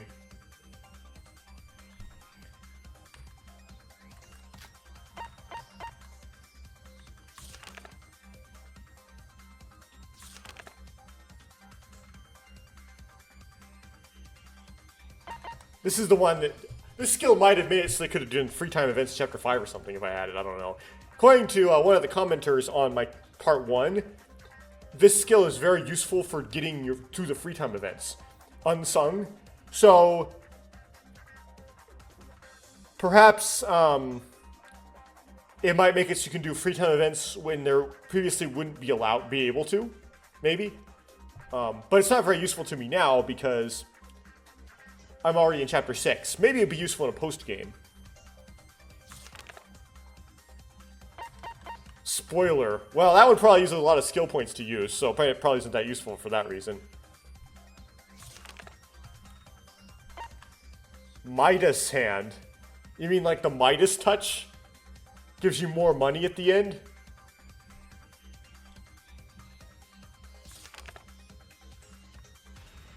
Okay. Well, getting more money at the end probably isn't really that useful if this is the last trial, so I'm not going to obviously waste money trying to get the Midas touch. This seems like it would be very useful. But I probably won't be able to equip it. Oh, okay, let's see what the effect is. Highlights the key words of the opponent's argument during scrum debates. Oh, so it basically makes the scrum debates trivial. Okay. Let's see what these other things do. Let's see what Rocket Boost. Oh, we already have his. Let's see what all of them do. Rocket Boost, because it might be able to use the daily life ones in the post game like situation, right? Increases crosshair speed during the daily life. Yes, that would have been very useful. Why? But why would you just not make the speed that for the? Why would you make that a skill? That's like such a pro frustration feature. Why would you intentionally make the user interface of the game frustrating just to make it unfrustrating? Booey on you, developer! Bulk up. Maximum fatigue is doubled. Well, that would have been just as useful as the skill of Night Shroud. That's even more useful than Yuriko's. Okay.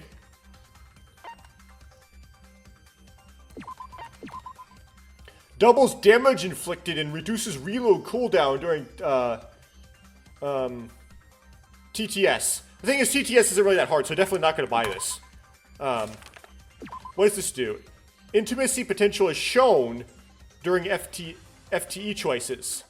Okay, so this is the thing that got accidentally triggered during the first two of Shinji's free time events when I did them. There was a glitch that actually caused mindset to happen briefly. Okay. That might be useful in a post-game like situation. Unsung.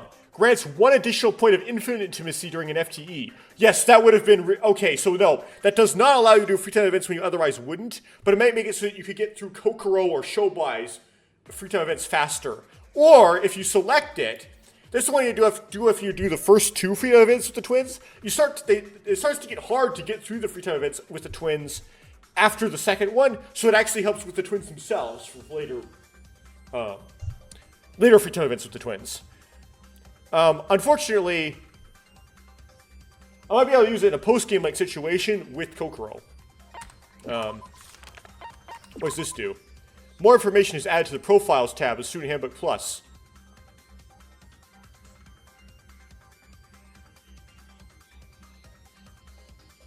Yes, I have to buy that, because... sorry.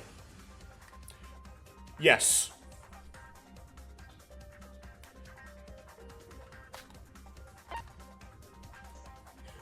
That's game content. Okay, what does spoiler do? Highlights the... oh, yeah, okay, no. Marking. That's not useful. What does this do? Doubles the amount obtained from Crow cards. I knew it! But I couldn't do free time events with him in chapter 4! Urgh! I knew it would be that. I should have done it sooner. No, I don't care. Okay.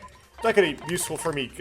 But so marking this like... so, spoiler is probably going to take way too many, like, skill points to equip, so it probably doesn't bother buying it. Unsung might help me in a post-game, so I'll hit it.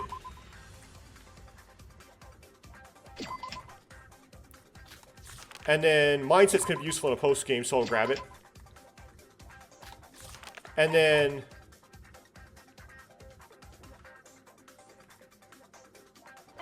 I'll buy this for now.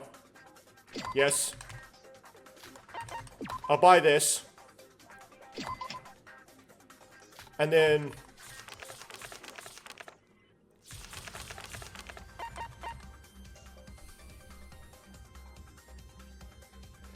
just because I have more coins to spend.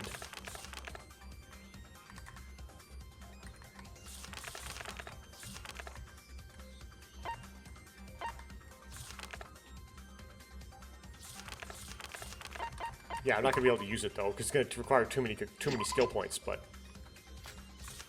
there.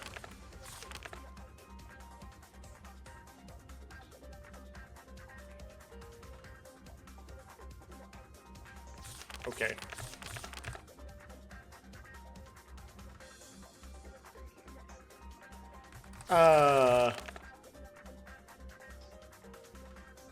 Cool.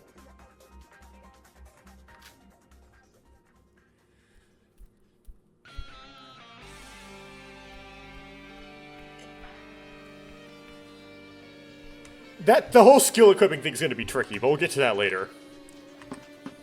It's gonna be really tricky. I will save my game here.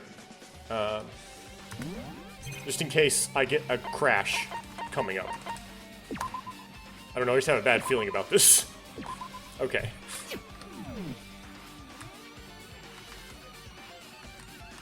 Oh. Where are you? Talk to Yuruko here? This is the last time we have to do this. We've got to keep our spirits up somehow. Let's go. Oh, maybe I don't like this fast cursor.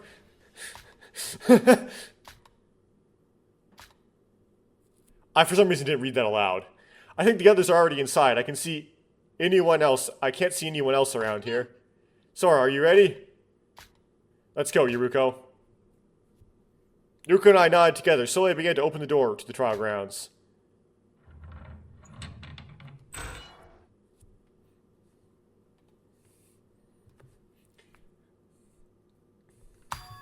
Huh?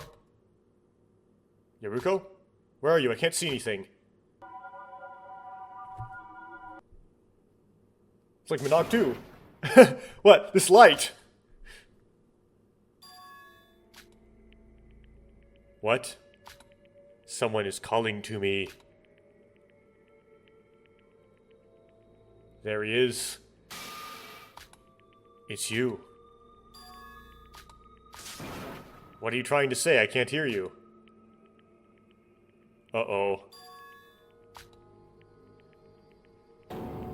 Wait. Don't go. You. The call of Utsuro. Ah. Dun, dun, dun, dun, dun, dun, dun, dun.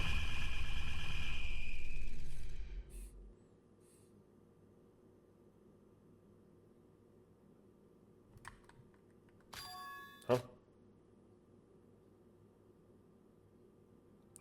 I'm in the trial grounds? Oh, Sora! Yuruko! Do you remember anything? How did we get into the courtroom? Oh, you're both here. Iroha? Iroha, you sure have some guts trying to talk to us. Yuruko, wait a minute.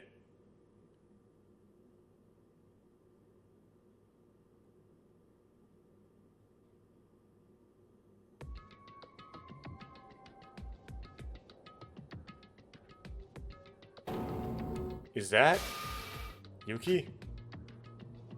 The center of the courtroom there, where Monocro was usually sat on a huge western chair, was Yuki sitting silently with his head bowed. After all this time, we finally found him. His gaze was just the same as when we met him with Mikado in the Singularity. There's nothing in there, right? It's just a body. Simulated body. Yuki! Yuki, look at him, he's still unconscious. Didn't Mikado move his consciousness somewhere else? Yeah. Help me!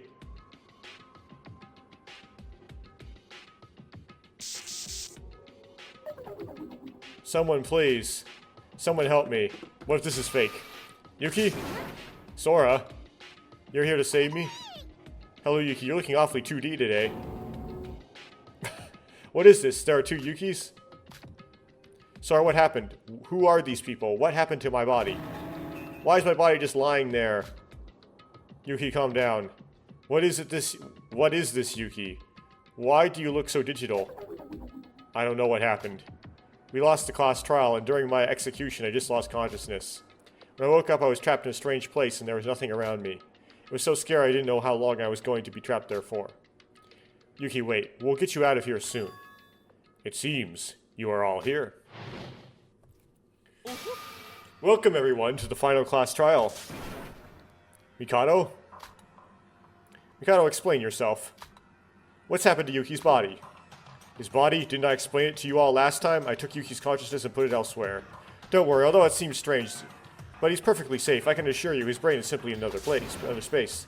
I'm not worried about that. I can't even move. Why is this happening to me? Why am I trapped here? Because I did it to you. That is because your body belongs to Master Utsuro. You are just borrowing it for a while. This is a virtual world. The body is just an avatar. Could you stop making such a fuss about it? This isn't funny. That is my body. What are you doing to my body? Give it back. I want my body back. Don't worry, I'll return it to you. We made a deal after all. You said that when this is over, Utsuro would take over my body. Give my body back now. Get me out of here. Yuki, calm down. How do you expect me to calm down? It's my body. I can't stand down when someone's trying to take my body from me. Which is basically like me being killed. Do you know how it feels to see your own unconscious body? You don't know how weird this feels to me? I know exactly how it feels. What? I am the same, Yuki. I know what it feels like more than anyone. Sora? Don't worry, Yuki. Everything's all happening in a virtual world. This isn't over yet. We can take all it back with our own hands. But how? I don't have a body. I can't even move. So how am I supposed to defeat Mikado like this? Don't give up. As long as we endure this to the end, we will find a way. No matter what happens, I will save you, Yuki, and everyone else too, I promise. Bravo, what a touching speech from our dear Sora. I was wondering how to calm down Yuki when he's in such a panicked state, and you've done it for me. Thank you. Shut up. So, when are we starting? I'm bored. We can start immediately. Now, everybody go to your assigned stands, please.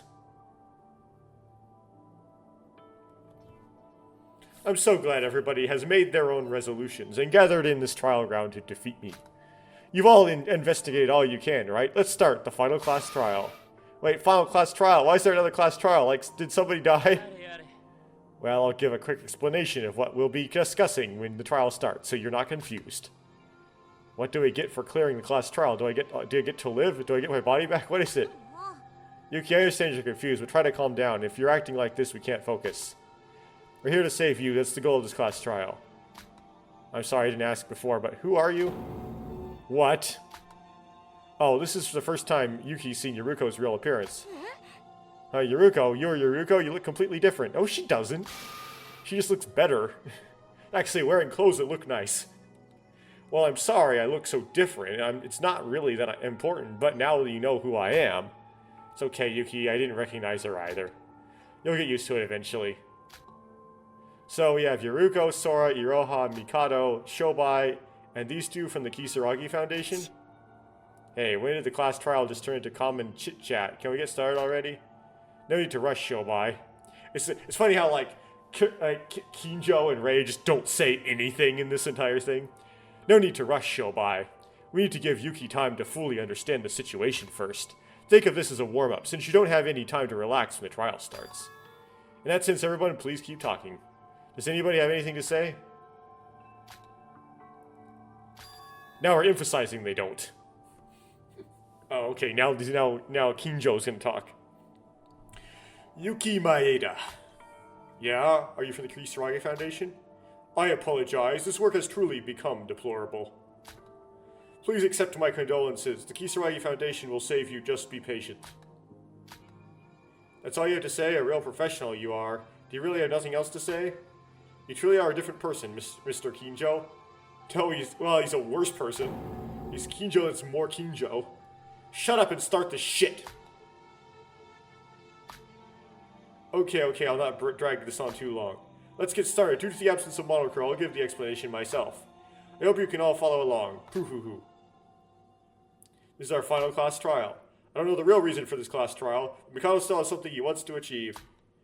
It's not just Yuki. We're all in danger of bringing Utsuro back to life. We have to stop it.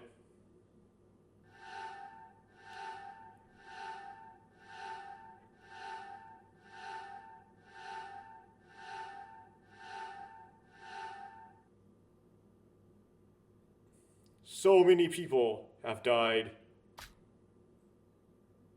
Despite the various degrees of good and evil, all of them died because of Mikado Sanoji. If we let Mikado get away with this, there'll be more victims. That's why we have to put a stop to this.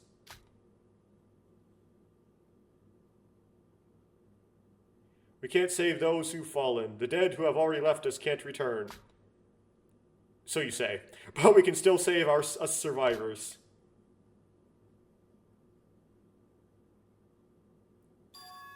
Master Utsuro, if you were here, what would you do? Would you save Yuki, who you hurt so much? You who was indifferent to everything, would you even do anything? As someone who's been saved by you, I think I might be going too far trying to speak for you. But I've still got to fight for the truth. I don't know what's going to happen to my body on the outside. I don't know what the future holds for us, and there's no guarantee we can beat Mikado. However, I will still fight. Not as a Kane Taira, not as Sora, but as the me who's standing here right now. Me in yellow text. Would you like to save, yes?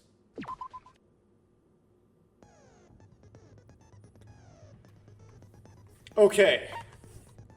A lot of reading to do, so let's get started doing all this reading. Man. Okay. Myself.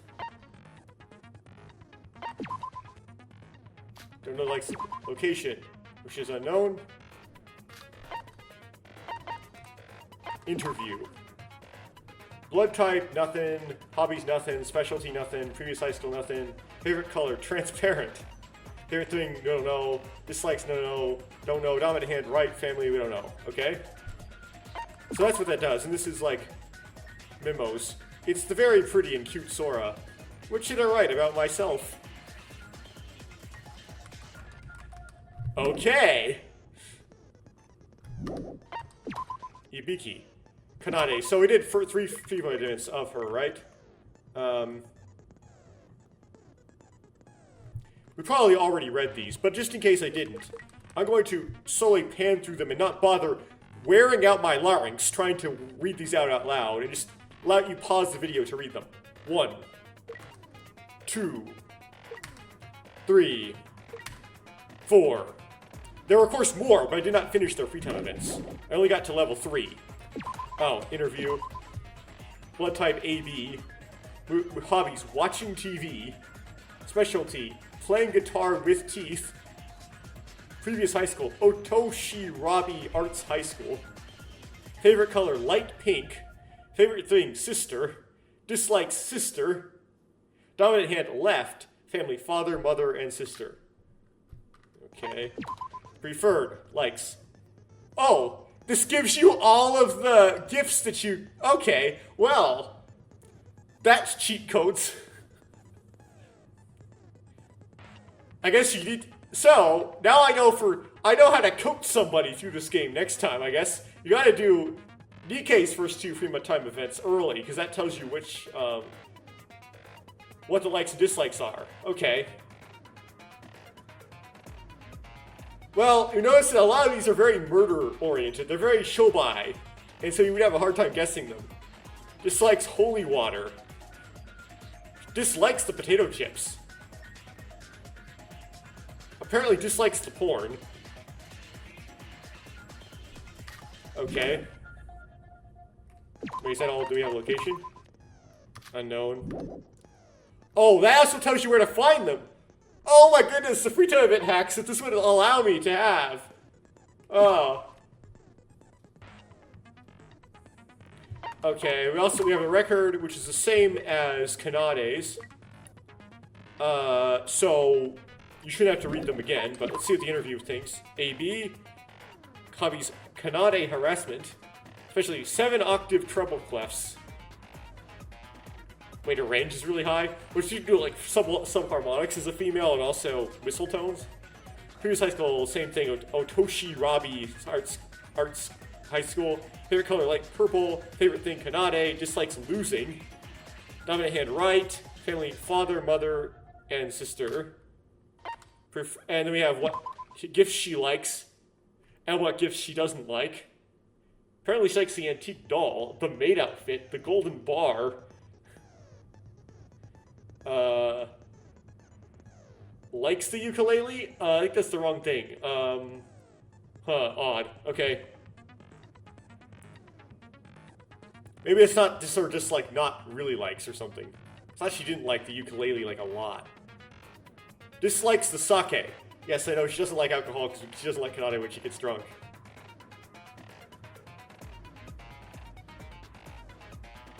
Doesn't like the bondage. Okay. Interesting. We don't know where she is. Yuri. I don't have anything in his record because we didn't do any of his free time events, but blood type B, hobby studying for girls, specialty talking and learning skills. Previous high school, private Mayo High School. Favorite color, mint. Favorite thing, woman. I love our color is British. That's the British way of spelling color. Dislikes men. Right-handed, has a father and a mother. Anything as long as it's from a girl. Oh, so you can give a mini gift. Okay. We don't know where he is. But that would be useful if you were trying to find him to do a free time event with him. Okay, Kinjo, I'm not going to bother reading all of these out loud. I hope maybe I've already done it before. But 1, 2, 3, 4, 5, 6. You can pause the video to read those. As long as there's enough resolution. Interview. Blood type A. Hobbies muscle training. Specialty parkour. For him, that's odd. He's kind of heavy to do parkour. Previous high school. Private KG High School. South High School. Favorite color is red. Favorite thing is a person full of energy. Dislikes glazed men. What, like oiled up? Dominant hand is right. He has a father and a younger brother, but apparently doesn't have a mother, which is why he's so weird around girls, apparently. Those are the things he likes and the things he dislikes. Apparently he dislikes a woman's fantasy. It's kind of funny. But likes the lust Geka, because it's alcohol. He likes all the alcohol stuff. Maybe. Dislikes the porn. Okay.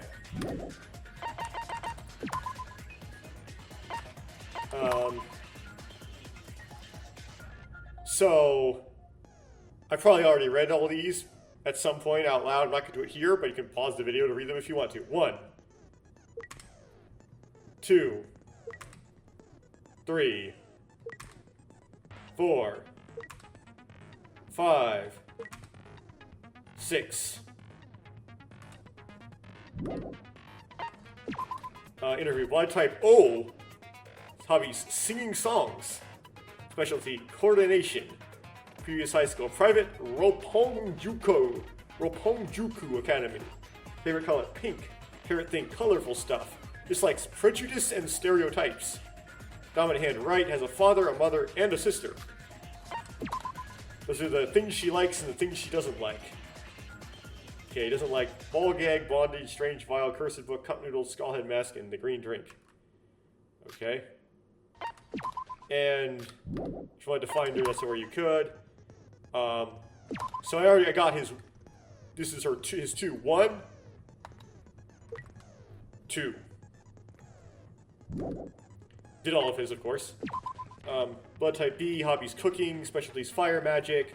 Don't know where he went to high school because he didn't go to high school. It was an AI. Well, we don't know. Favorite color, indigo.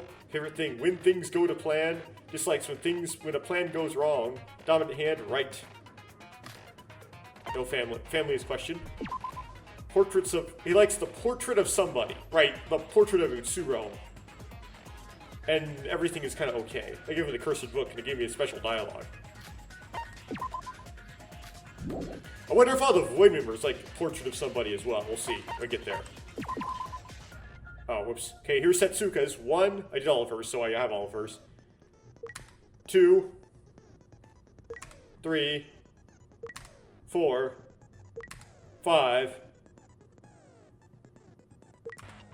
And 6. Oh, likes mystery novels. So do I. Specialties, motivating. Private Tamatsuki High School. Like sky blue. Favorite color just seems to be very well correlated with hair color, I'm noticing. Favorite thing, teasing cute kids. Dislikes lack of freedom. Dominant hand is right, just has parents, is an only child. Location, we don't, okay. Iroha. Let's see here. I only did the first 3, so her record won't be complete, but these are the ones that I have. 1, 2, 3, 4. Okay. Interview, blood type A, hobbies watching anime and manga, specialties cosplay, costume making. Oh, interesting. Went to Egakizaka High School, art school. Favorite color, grass. Favorite thing, respecting somebody's taste. Dislikes not respecting people's taste. Dominant hand, left. Has a father, a mother, a brother, and 2 sisters. Let's see. Does she like the portrait of somebody?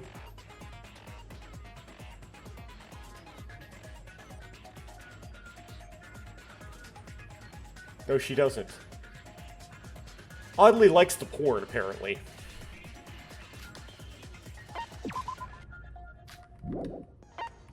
Show by. So his record. 1, 2, 3, 4, 5. Interview. Blood type B, hobby saving money, specialty knife flipping. Previous high school, Hite Public High School. Favorite color, gray. Favorite thing, money and life. Dislikes wasting. Dominant hand is right. Family, who knows. Those are the things he likes. Things that... Why? He likes the wedding ring, I guess, because it's expensive. So he likes expensive stuff, weapons, drinks, and... Yeah, okay. Dislikes a lot of stuff. Apparently a woman's fantasy included. Dislikes the porn. Okay.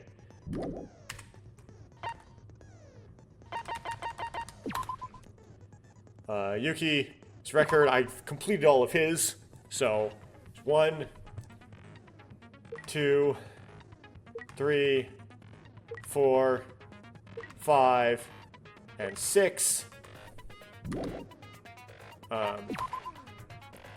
Blood type O, hobbies, video games, no specialty, private Nitsuki High School, likes favorite color is apricot, favorite thing is being special even though he's not, dislikes mediocrity, which means he dislikes himself, dominant hand is right, just has a parents, he's the only child, okay.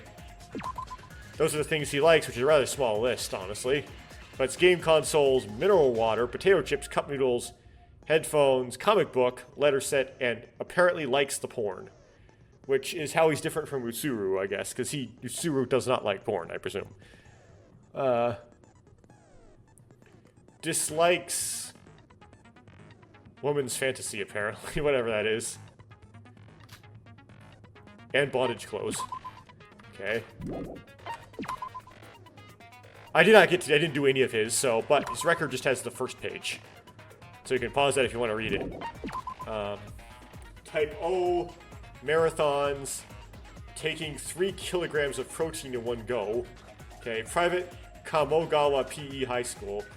Favorite color is gold. Favorite thing is taking care of health. Dislikes neglecting health. Dominant hand is right.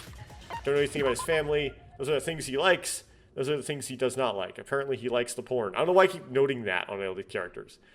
I just need to know what, like, their licentiousness is, I guess. Okay,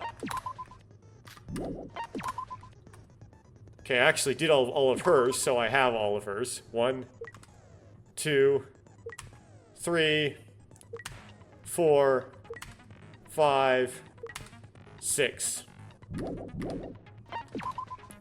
Oh, whoops, I forgot to do everything else about her. Okay, interview. Blood type B. Hobbies telling unfunny jokes. Specialty gymnastics and being flexible. Previous high school, St. Griffin's High School. Favorite color, emerald. Favorite thing, money. Dislikes being poor. Dominant hand, right. And family is father and mother. Dislike, but we don't know if she's ever met her mother, though. That's kind of might be incorrect. Dislikes. You're gonna point out she dislikes, right? Likes all the money things, I guess. Okay. Didn't do any of hers, so we just had the first part of her record. Blood type AB, hobbies reading, specialty creating appliances. Well, it's very fitting that she got killed by an appliance, I guess. For previous high school, Honjomei University affiliated. Favorite color, black. Favorite thing, human emotions. Dislikes somebody who hides emotion. Dominant hand, right. She has parents. Okay. Interesting what she dislikes. Likes the cool glasses, apparently. And the cup noodles. Nikkei. We only did one of his, so we have two. Okay. Cool. Interview, type O, hobbies interviews, organizing documents, private Himitsubare High School, favorite color is orange, favorite things are scoops, dislikes missing a scoop, dominant hand is right, there's things he likes and what he doesn't like, yes he likes it, okay.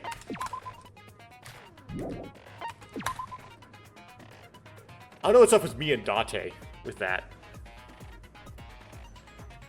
Never actually, like, seen one in real life. Okay. I didn't do anything on Otori, so we just have the first thing in his record. Interviewed blood type A, hobbies clothing making, specialty mental arithmetics. Previous high school, Osaka Private High School, favorite color is green, favorite thing is father and friends, dislikes being betrayed, dominant hand is right, family, they didn't list even though he has a father. Things he likes and things that he doesn't like. He likes it. Okay. I don't know where it is. Okay, that's all of those. That's all the Nikkei stuff we just got. Right? Cool. Now we gotta do the truth bullets. Of which there are a lot. I'm going to get such a sore throat from this. Ugh. Apparently our bodies in the virtual world are just avatars and can be changed at will. This was proven by Yuruko's sudden transformation into her real-world appearance, and the fact that the dead bodies inside the capsules have changed to look identical to their real-world look. Yuri Kagarin made a large contribution to the space industry using his AI named Yuri for spaceflight support that developed independently using flight data. All this was done only in his 20s. This made Yuri known as a symbol of hope for the next generation. In addition, he was also acquainted with Akane Taira, one of the 79th class, somehow. Akane worked for him, I think. The Hope Speak 79th class. The targets of the killing school trip were all related to 79th class of Hope Speak Academy, to various degrees. This was because of Utsuro, a 79th class student who was trying to be released from Yuki Maeda's brain by creating a killing game similar to the one he had previously experienced. Neo World Program. Void, who was trying to resurrect Utsuro using Yuki's personality, was inspired by the plan of Junko Enoshima to insert her consciousness into another body. They even went as far as to steal the same equipment used in her plan, the Neo World Program. Where did Mikado get such manpower? In addition to this, we now know that time flows differently in the Neo World Program. Next generation symbols of hope. Those that were involved in the killing school trip were chosen for more than just being connected to the 79th class. Apparently they had to be super high school level students as well. This was to create the best environment for a perfect killing game. The body and minds of the participants had to be changed to reflect this.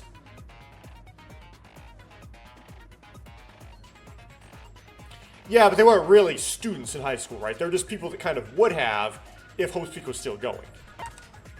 Monochrome. Monochrome's identity is that of the AI Yuri, created by the Space Development Program and developed by the Kagarin Corporation.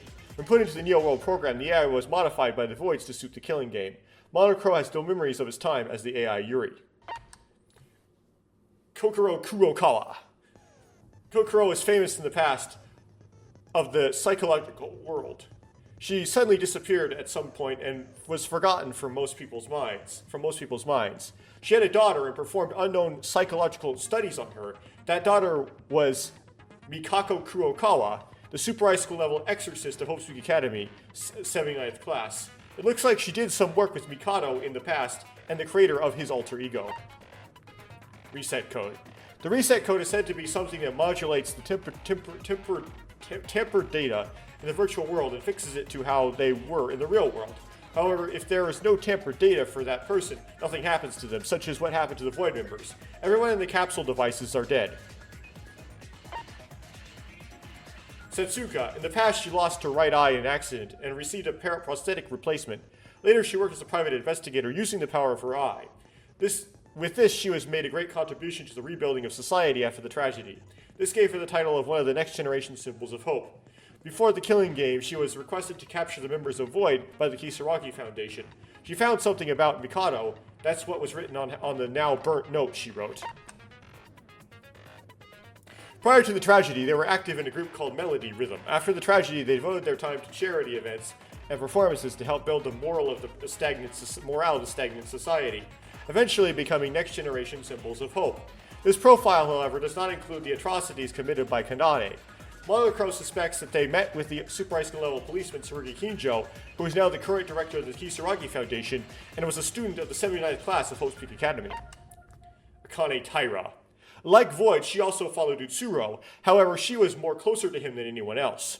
If Sora's theory about Akane Taira is true, that means even with the reset code activated, she will have no changes. At the beginning, Sora forgot her memories of being Akane Taira for the most part. According to Shobai's earlier words, it's inferred that Mikado tried to hide the existence of Akane Taira. We know now that in the real world, Akane Taira is in a brain-dead state. Children of Utsuro. A long time before Void was formed, all the Void children Utsuro helped died except for the Void members. According to Iroha, Nikkei called the group the Children of Utsuro. Before Mikado's takeover, after the death of Utsuro, the protection of divine luck began to disappear. Luck of the Heavens. The Children of Utsuro was comprised of people who were helped by Utsuro in different ways, but to the extent they were all helped depended on the person. As a result, the amount of divine luck they received was all different. In the case of Void, Iroha received approval from her family. Hajime received health improvements. Emma received financial influence. And Nikkei, or affluence maybe, Nikkei received power over the people. Shinji Kasai. He was a veteran firefighter who saved many lives in his young days. Later he retired and worked as a security guard for a while. When the tragedy hit, he sprung into action and was selected as the first next-generation symbol of hope. He also helped save the life of Inori Kanata, who was part of the 79th class of Hope's Peak Academy. Gotta pause and come back, gotta do some oven stuff. Okay, back after about a minute. Shobai Hashimoto.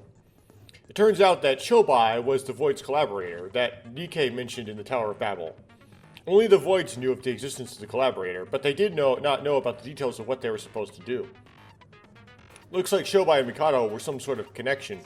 We now know that he was working for Mikado's alter ego, but at the same time he was a double agent for the Kisaragi Foundation. He was also the one who modified the Neo World program. For Nikkei, right?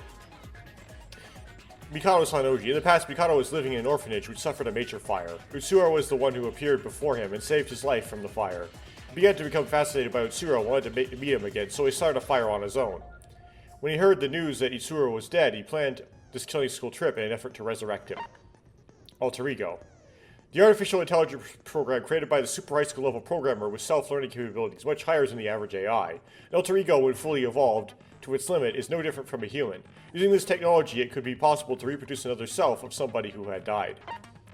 Alter ego Mikado Sanoji. Mikado Sanoji, who has masterminded this killing game, was not actually human, but an alter ego. The real Mikado Sanoji died a long time ago. Mikado's ultimate purpose is the resurrection of Utsuro, but putting artificially created divine luck into Yuki Maeda's body to awaken Utsuro from within. He's trying to bring Utsuro's personality and divine luck back into the Neo World program, and then upload that into the real world, right? When Rei, Mikaru, and Teruya confronted Mikado on our first day, this emergency escape code. When Rei, Mikaru, and Teruya confronted Mikado on our first day on Utsuroshima, Rei was engulfed in the flames of Mikado's magic. She did not die from this, however, since she escaped the virtual world using the emergency escape code prepared as insurance if anything went wrong. Thanks to that, her virtual avatar was abandoned and she returned to the real world unharmed. Administrator Code. The Administrator Code was used by Shobai, who was working with Mikado. The code could be used to obtain the same level of permissions as Mikado in the virtual world. At the moment, he has revoked those permissions from Shobai. Control room recording. The CCTV footage from the control room taken during the killing game up to this point it clearly showed how Teruya died on the 5th island.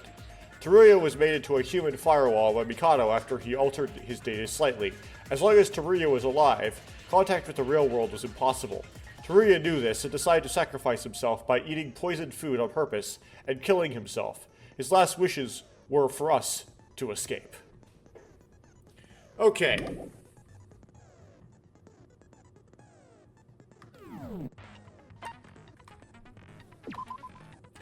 Now,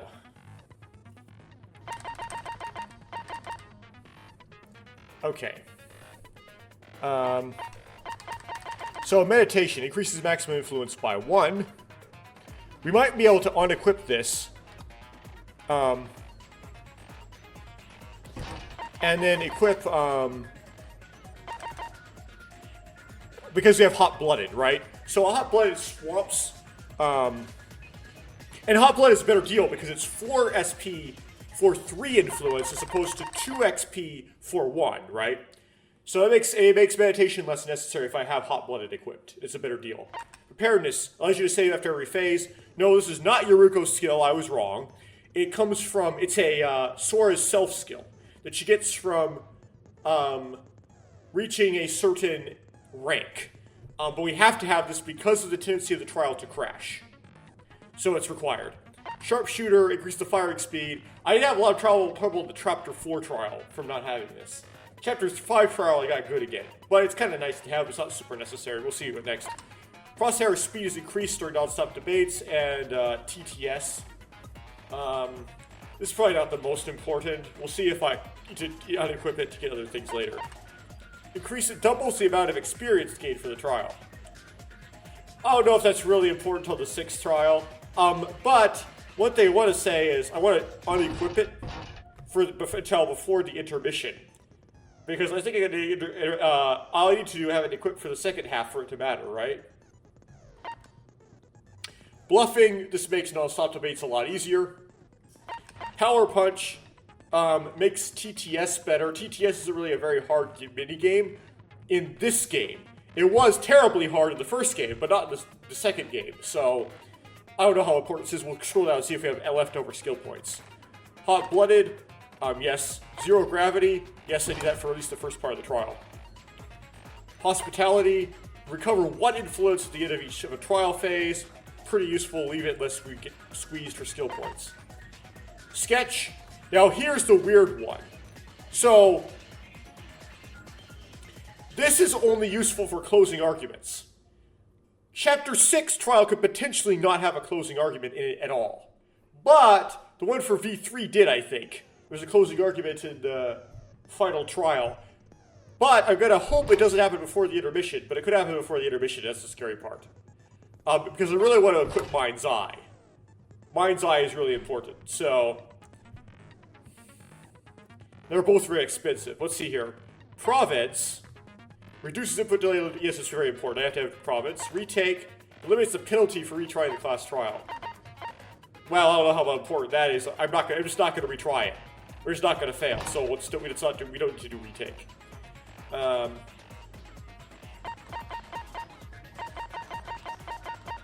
Okay, so now here I have a choice whether or not I want to. I'm just gonna try to implement sketch or not. Like if I manage to reduce down to 58, I could implement sketch. I think I'm just not going to implement sketch, and so as a result, that gives me extra skill points that I have left over to do some other stuff like Power Punch,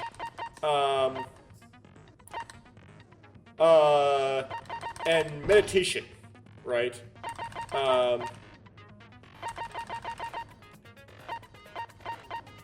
Okay. And that's what I'm going to do. Then I'm going to open my student handbook. And first I'm going to save my game. And then I'll talk a bit. I'll pause first and come back and talk a bit. Okay, I need to relax and just kind of blab here. So,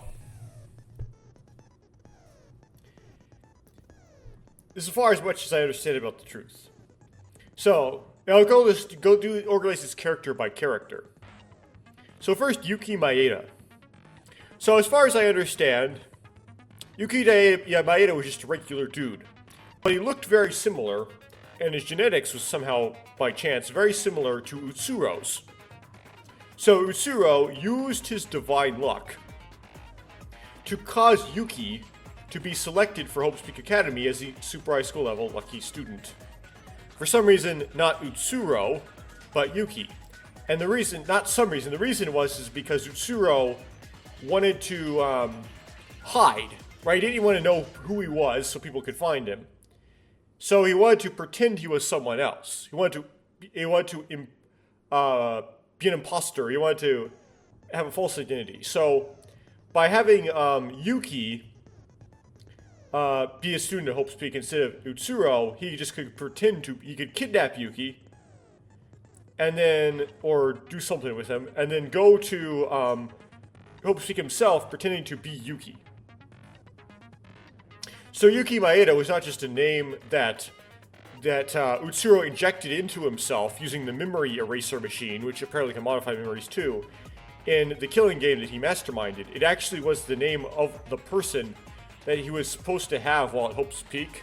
It was actually the name of the Hope's Peak student that he was supposed to be. And Yuki Maeda was actually wasn't just a name he made up for himself. There was actually a real person with a very similar appearance to Utsuro with the name Yuki Maeda, who had nothing to do with divine luck or anything. That is why there was a gambling scene in the first game where Yuki Maeda, as he called himself, who was actually Utsuro, was winning the slots over and over again. Whereas apparently the Yuki Maeda in this game doesn't have any luck at all, according to his testimony and his experience gambling at the casino. Now, this real Yuki Maeda, who looks like Utsuro, except he has a Hoge, where Utsuro did not. Mikado Sanoji is trying to create the personality of Utsuro, and then load that personality into the body of Yuki Maeda, therefore reviving Yuki. This is very similar to Junko loading her personality into a bunch of dead people, the people that got killed in the killing game in Danganranpa 2. And that will bring Utsuro back, and because it will be loaded into because Utsuro can be loaded into a body, that him and his divine luck would then be loaded up into the real world. I know the characters are kind of like going like, but he's creating divine luck in a simulation. Simulating divine luck doesn't have anything to do with divine luck in the real world. Yeah, but you can load that personality that you've created into the real world using the Neo World program. You know you can do that. So, from Danganranpa 2, and that might come up when we talk about Sora as well. Okay, Yoruko don't really have very much to say about Yoruko. She's just a character that we like. So, same thing with Yuri. Nothing really much to say about Yuri. Not much to say about Iroha, Emma, Mikado, Nikkei. So, none of the other the characters are really that interesting until we get down to Mikado. So, Mikado created an alter ego of himself with the help of Kokoro, probably. That alter ego turned on him, and hired Shobai to kill him. It's a trope, right? The robot version of yourself kills you. They went on to continue to do what the crazy person that was Mikado Sanoji, who literally set an orphanage on fire with gasoline to tempt God, basically. Was trying to do to resurrect Utsuro, and was figured out the whole plan of using the Neo World program to do that, and has implemented. He's very pterodactyl. He has all kinds of plans and backup plans, and he apparently ran simulations of the situation we're now experiencing multiple times in order to figure out ways to make it so there's very low probability of his plan to revive Utsuro failing.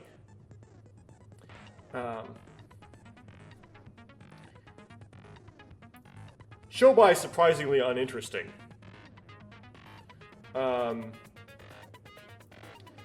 Then we have Kokoro, and Kokoro is the weird one. So, Kokoro, this is the part that's I know it's gonna come up in the trial, and I'm really looking forward to it.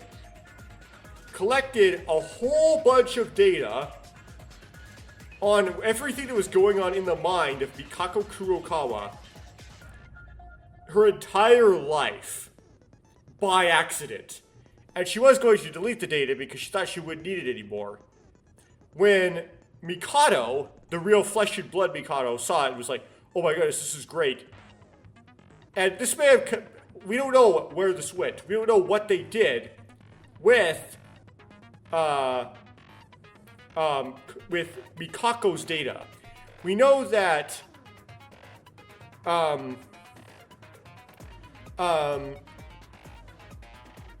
Mikado was interested in it because the name Utsuro came up over and over again in the mind and memories of Mikako. Which is, we would know that she would have known the name Utsuro because she was very close, either like a adopted sibling or potentially like a lover. There wouldn't have been anything wrong with them being like lovers because they weren't related. With Yamato Kisaragi. And we know that the alter ego of Yamato Kisaragi knew of the name Utsuro. And so she could directly have done that. What's weird is, though, is that she wouldn't have heard Utsuro a lot over and over again throughout her entire life. It would have just been at that in part there. So, odd. She would have heard it, but her life would not have been permeated by it. Unless there's some Mikako lore that we don't really know that's going to be revealed in this trial. Nevertheless, the name Mikako Kurokawa, well, I'll go to my next layer here, right? So, what I would have thought they would have done with Mikako's data is make an alter ego of Mikako. That's what I would have thought, right? And they would not have mentioned Mikako's data in that flashback if that was not going to be used somehow in this trial. It's got to be used, which means they got to make an alter ego of Mikako. Well, if they made an alter ego of Mikako, well, does that mean that alter ego of Mikako will appear in this trial, similar to how an alter ego of Kisaragi appeared in the trial of the first game? Well, we didn't get a glimpse of it. We did not get any glimpses whatsoever. It did not appear before you in the investigation in the same way that the alter ego of Kisaragi appeared before Yuki going into the final trial of the first game. We have seen no sign of it yet. So alter ego Mikako just suddenly popping in out of nowhere during the middle of the trial, that's going against that happening. Although that would be pretty cool. What I'm afraid of is what is something like this, perhaps. That is the nature of Sora. So let me try to explain this. So they have a body of Akane Taira, right? But this body of Akane Taira, although it can breathe and stuff, I don't know if it can eat. I guess you might have to put a feeding tube in it or something. The brain has no personality, but it appears to have some memories remaining. Maybe not all of the memories of Akane Taira's life that she would have had. Your brain doesn't remember everything. If the whatever brain injury she has did not happen to her, but it has some memory of her. Right, so there's maybe some remnant of her personality in there, but it's mostly a blank slate. It's mostly empty, right?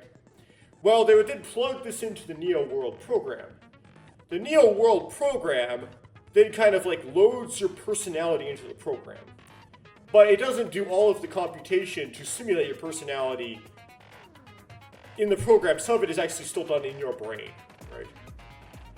But there wasn't enough, perhaps, left in the brain that was in the body of Akane, enough personality left to make the simulation work and simulate it, right? Apparently, the Neo World program can dig the personality of Hajime Hinata out of Izuru Kamakura, but it may not have been able to dig a personality out of a brain that was just non-functional. So it may be that somebody somehow, we don't know how, loaded another alter ego into the Neo World program and figured out a way to make that serve as a substitute for Akane's personality, right? Which would explain why Sora's personality does not match Akane's. So you could think, okay, you could put together two and two together, and you could go, okay, well, what if it's Mikako's personality that Sora is using to function? And, I mean, there are some things that Mikako said it did in the first game that were sort of Sora-like. Like, for example, that little gag when you interact with her in the post-game, right? Where Mikako says, if you never need to do any free time events, talk to this beautiful Mikako. And then Kisaragi says, I'm the beautiful one here.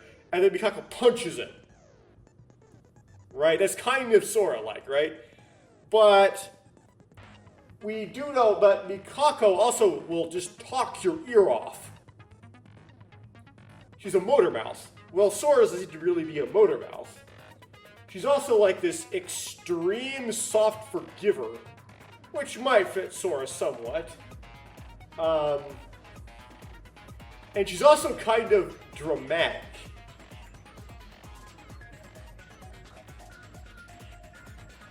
So, like, fine, you're not gonna tell me what's wrong with you, don't talk to me at all, bye, you know. She's kind of like she's kind of like a drama person. So, I don't know, she's a bit more girly girl than the Sora that we experience, who's a little bit more here, who's a bit more, like, tough and strong or whatever. But I would say that maybe Mikako's personality fits a little bit better than Akane's, which just doesn't really fit at all. Now, I suspect that the mastermind, that Mikako's going to dangle this over Sora's head, where he's going to say, like, I can load the personality you have now up into your brain so that you can now continue to live in the real world. Otherwise, if this program shuts down, you are dead. Because you're just a brain dead person in the real world. And he's gonna try to make a deal with Sora to load her personality back into her personality in the real world. If he lets him load someone else's personality, whatever he wants to load personality into, right? That's gonna come down. That's gonna be a thing at the end. It's gonna be like a bargaining chip, and allowing Sora to survive in the real world. And we know exactly what's gonna happen. There's gonna be this fake, like, mental torment, internal decision making, and eventually Sora's going to anime power up, and somehow by some sort of power of anime nonsense, get her personality loaded back up into her body, get her personality from the simulation, loaded back into her dead body of Akane, while also defeating the mastermind. Everything's going to work out great, and whatever. What other details we're going to encounter in the physics class trial, I don't know. That's all I could really think of. I don't know what else is going to happen. But I'm looking forward to playing it, and we'll see what happens. So, I'll stop this recording, and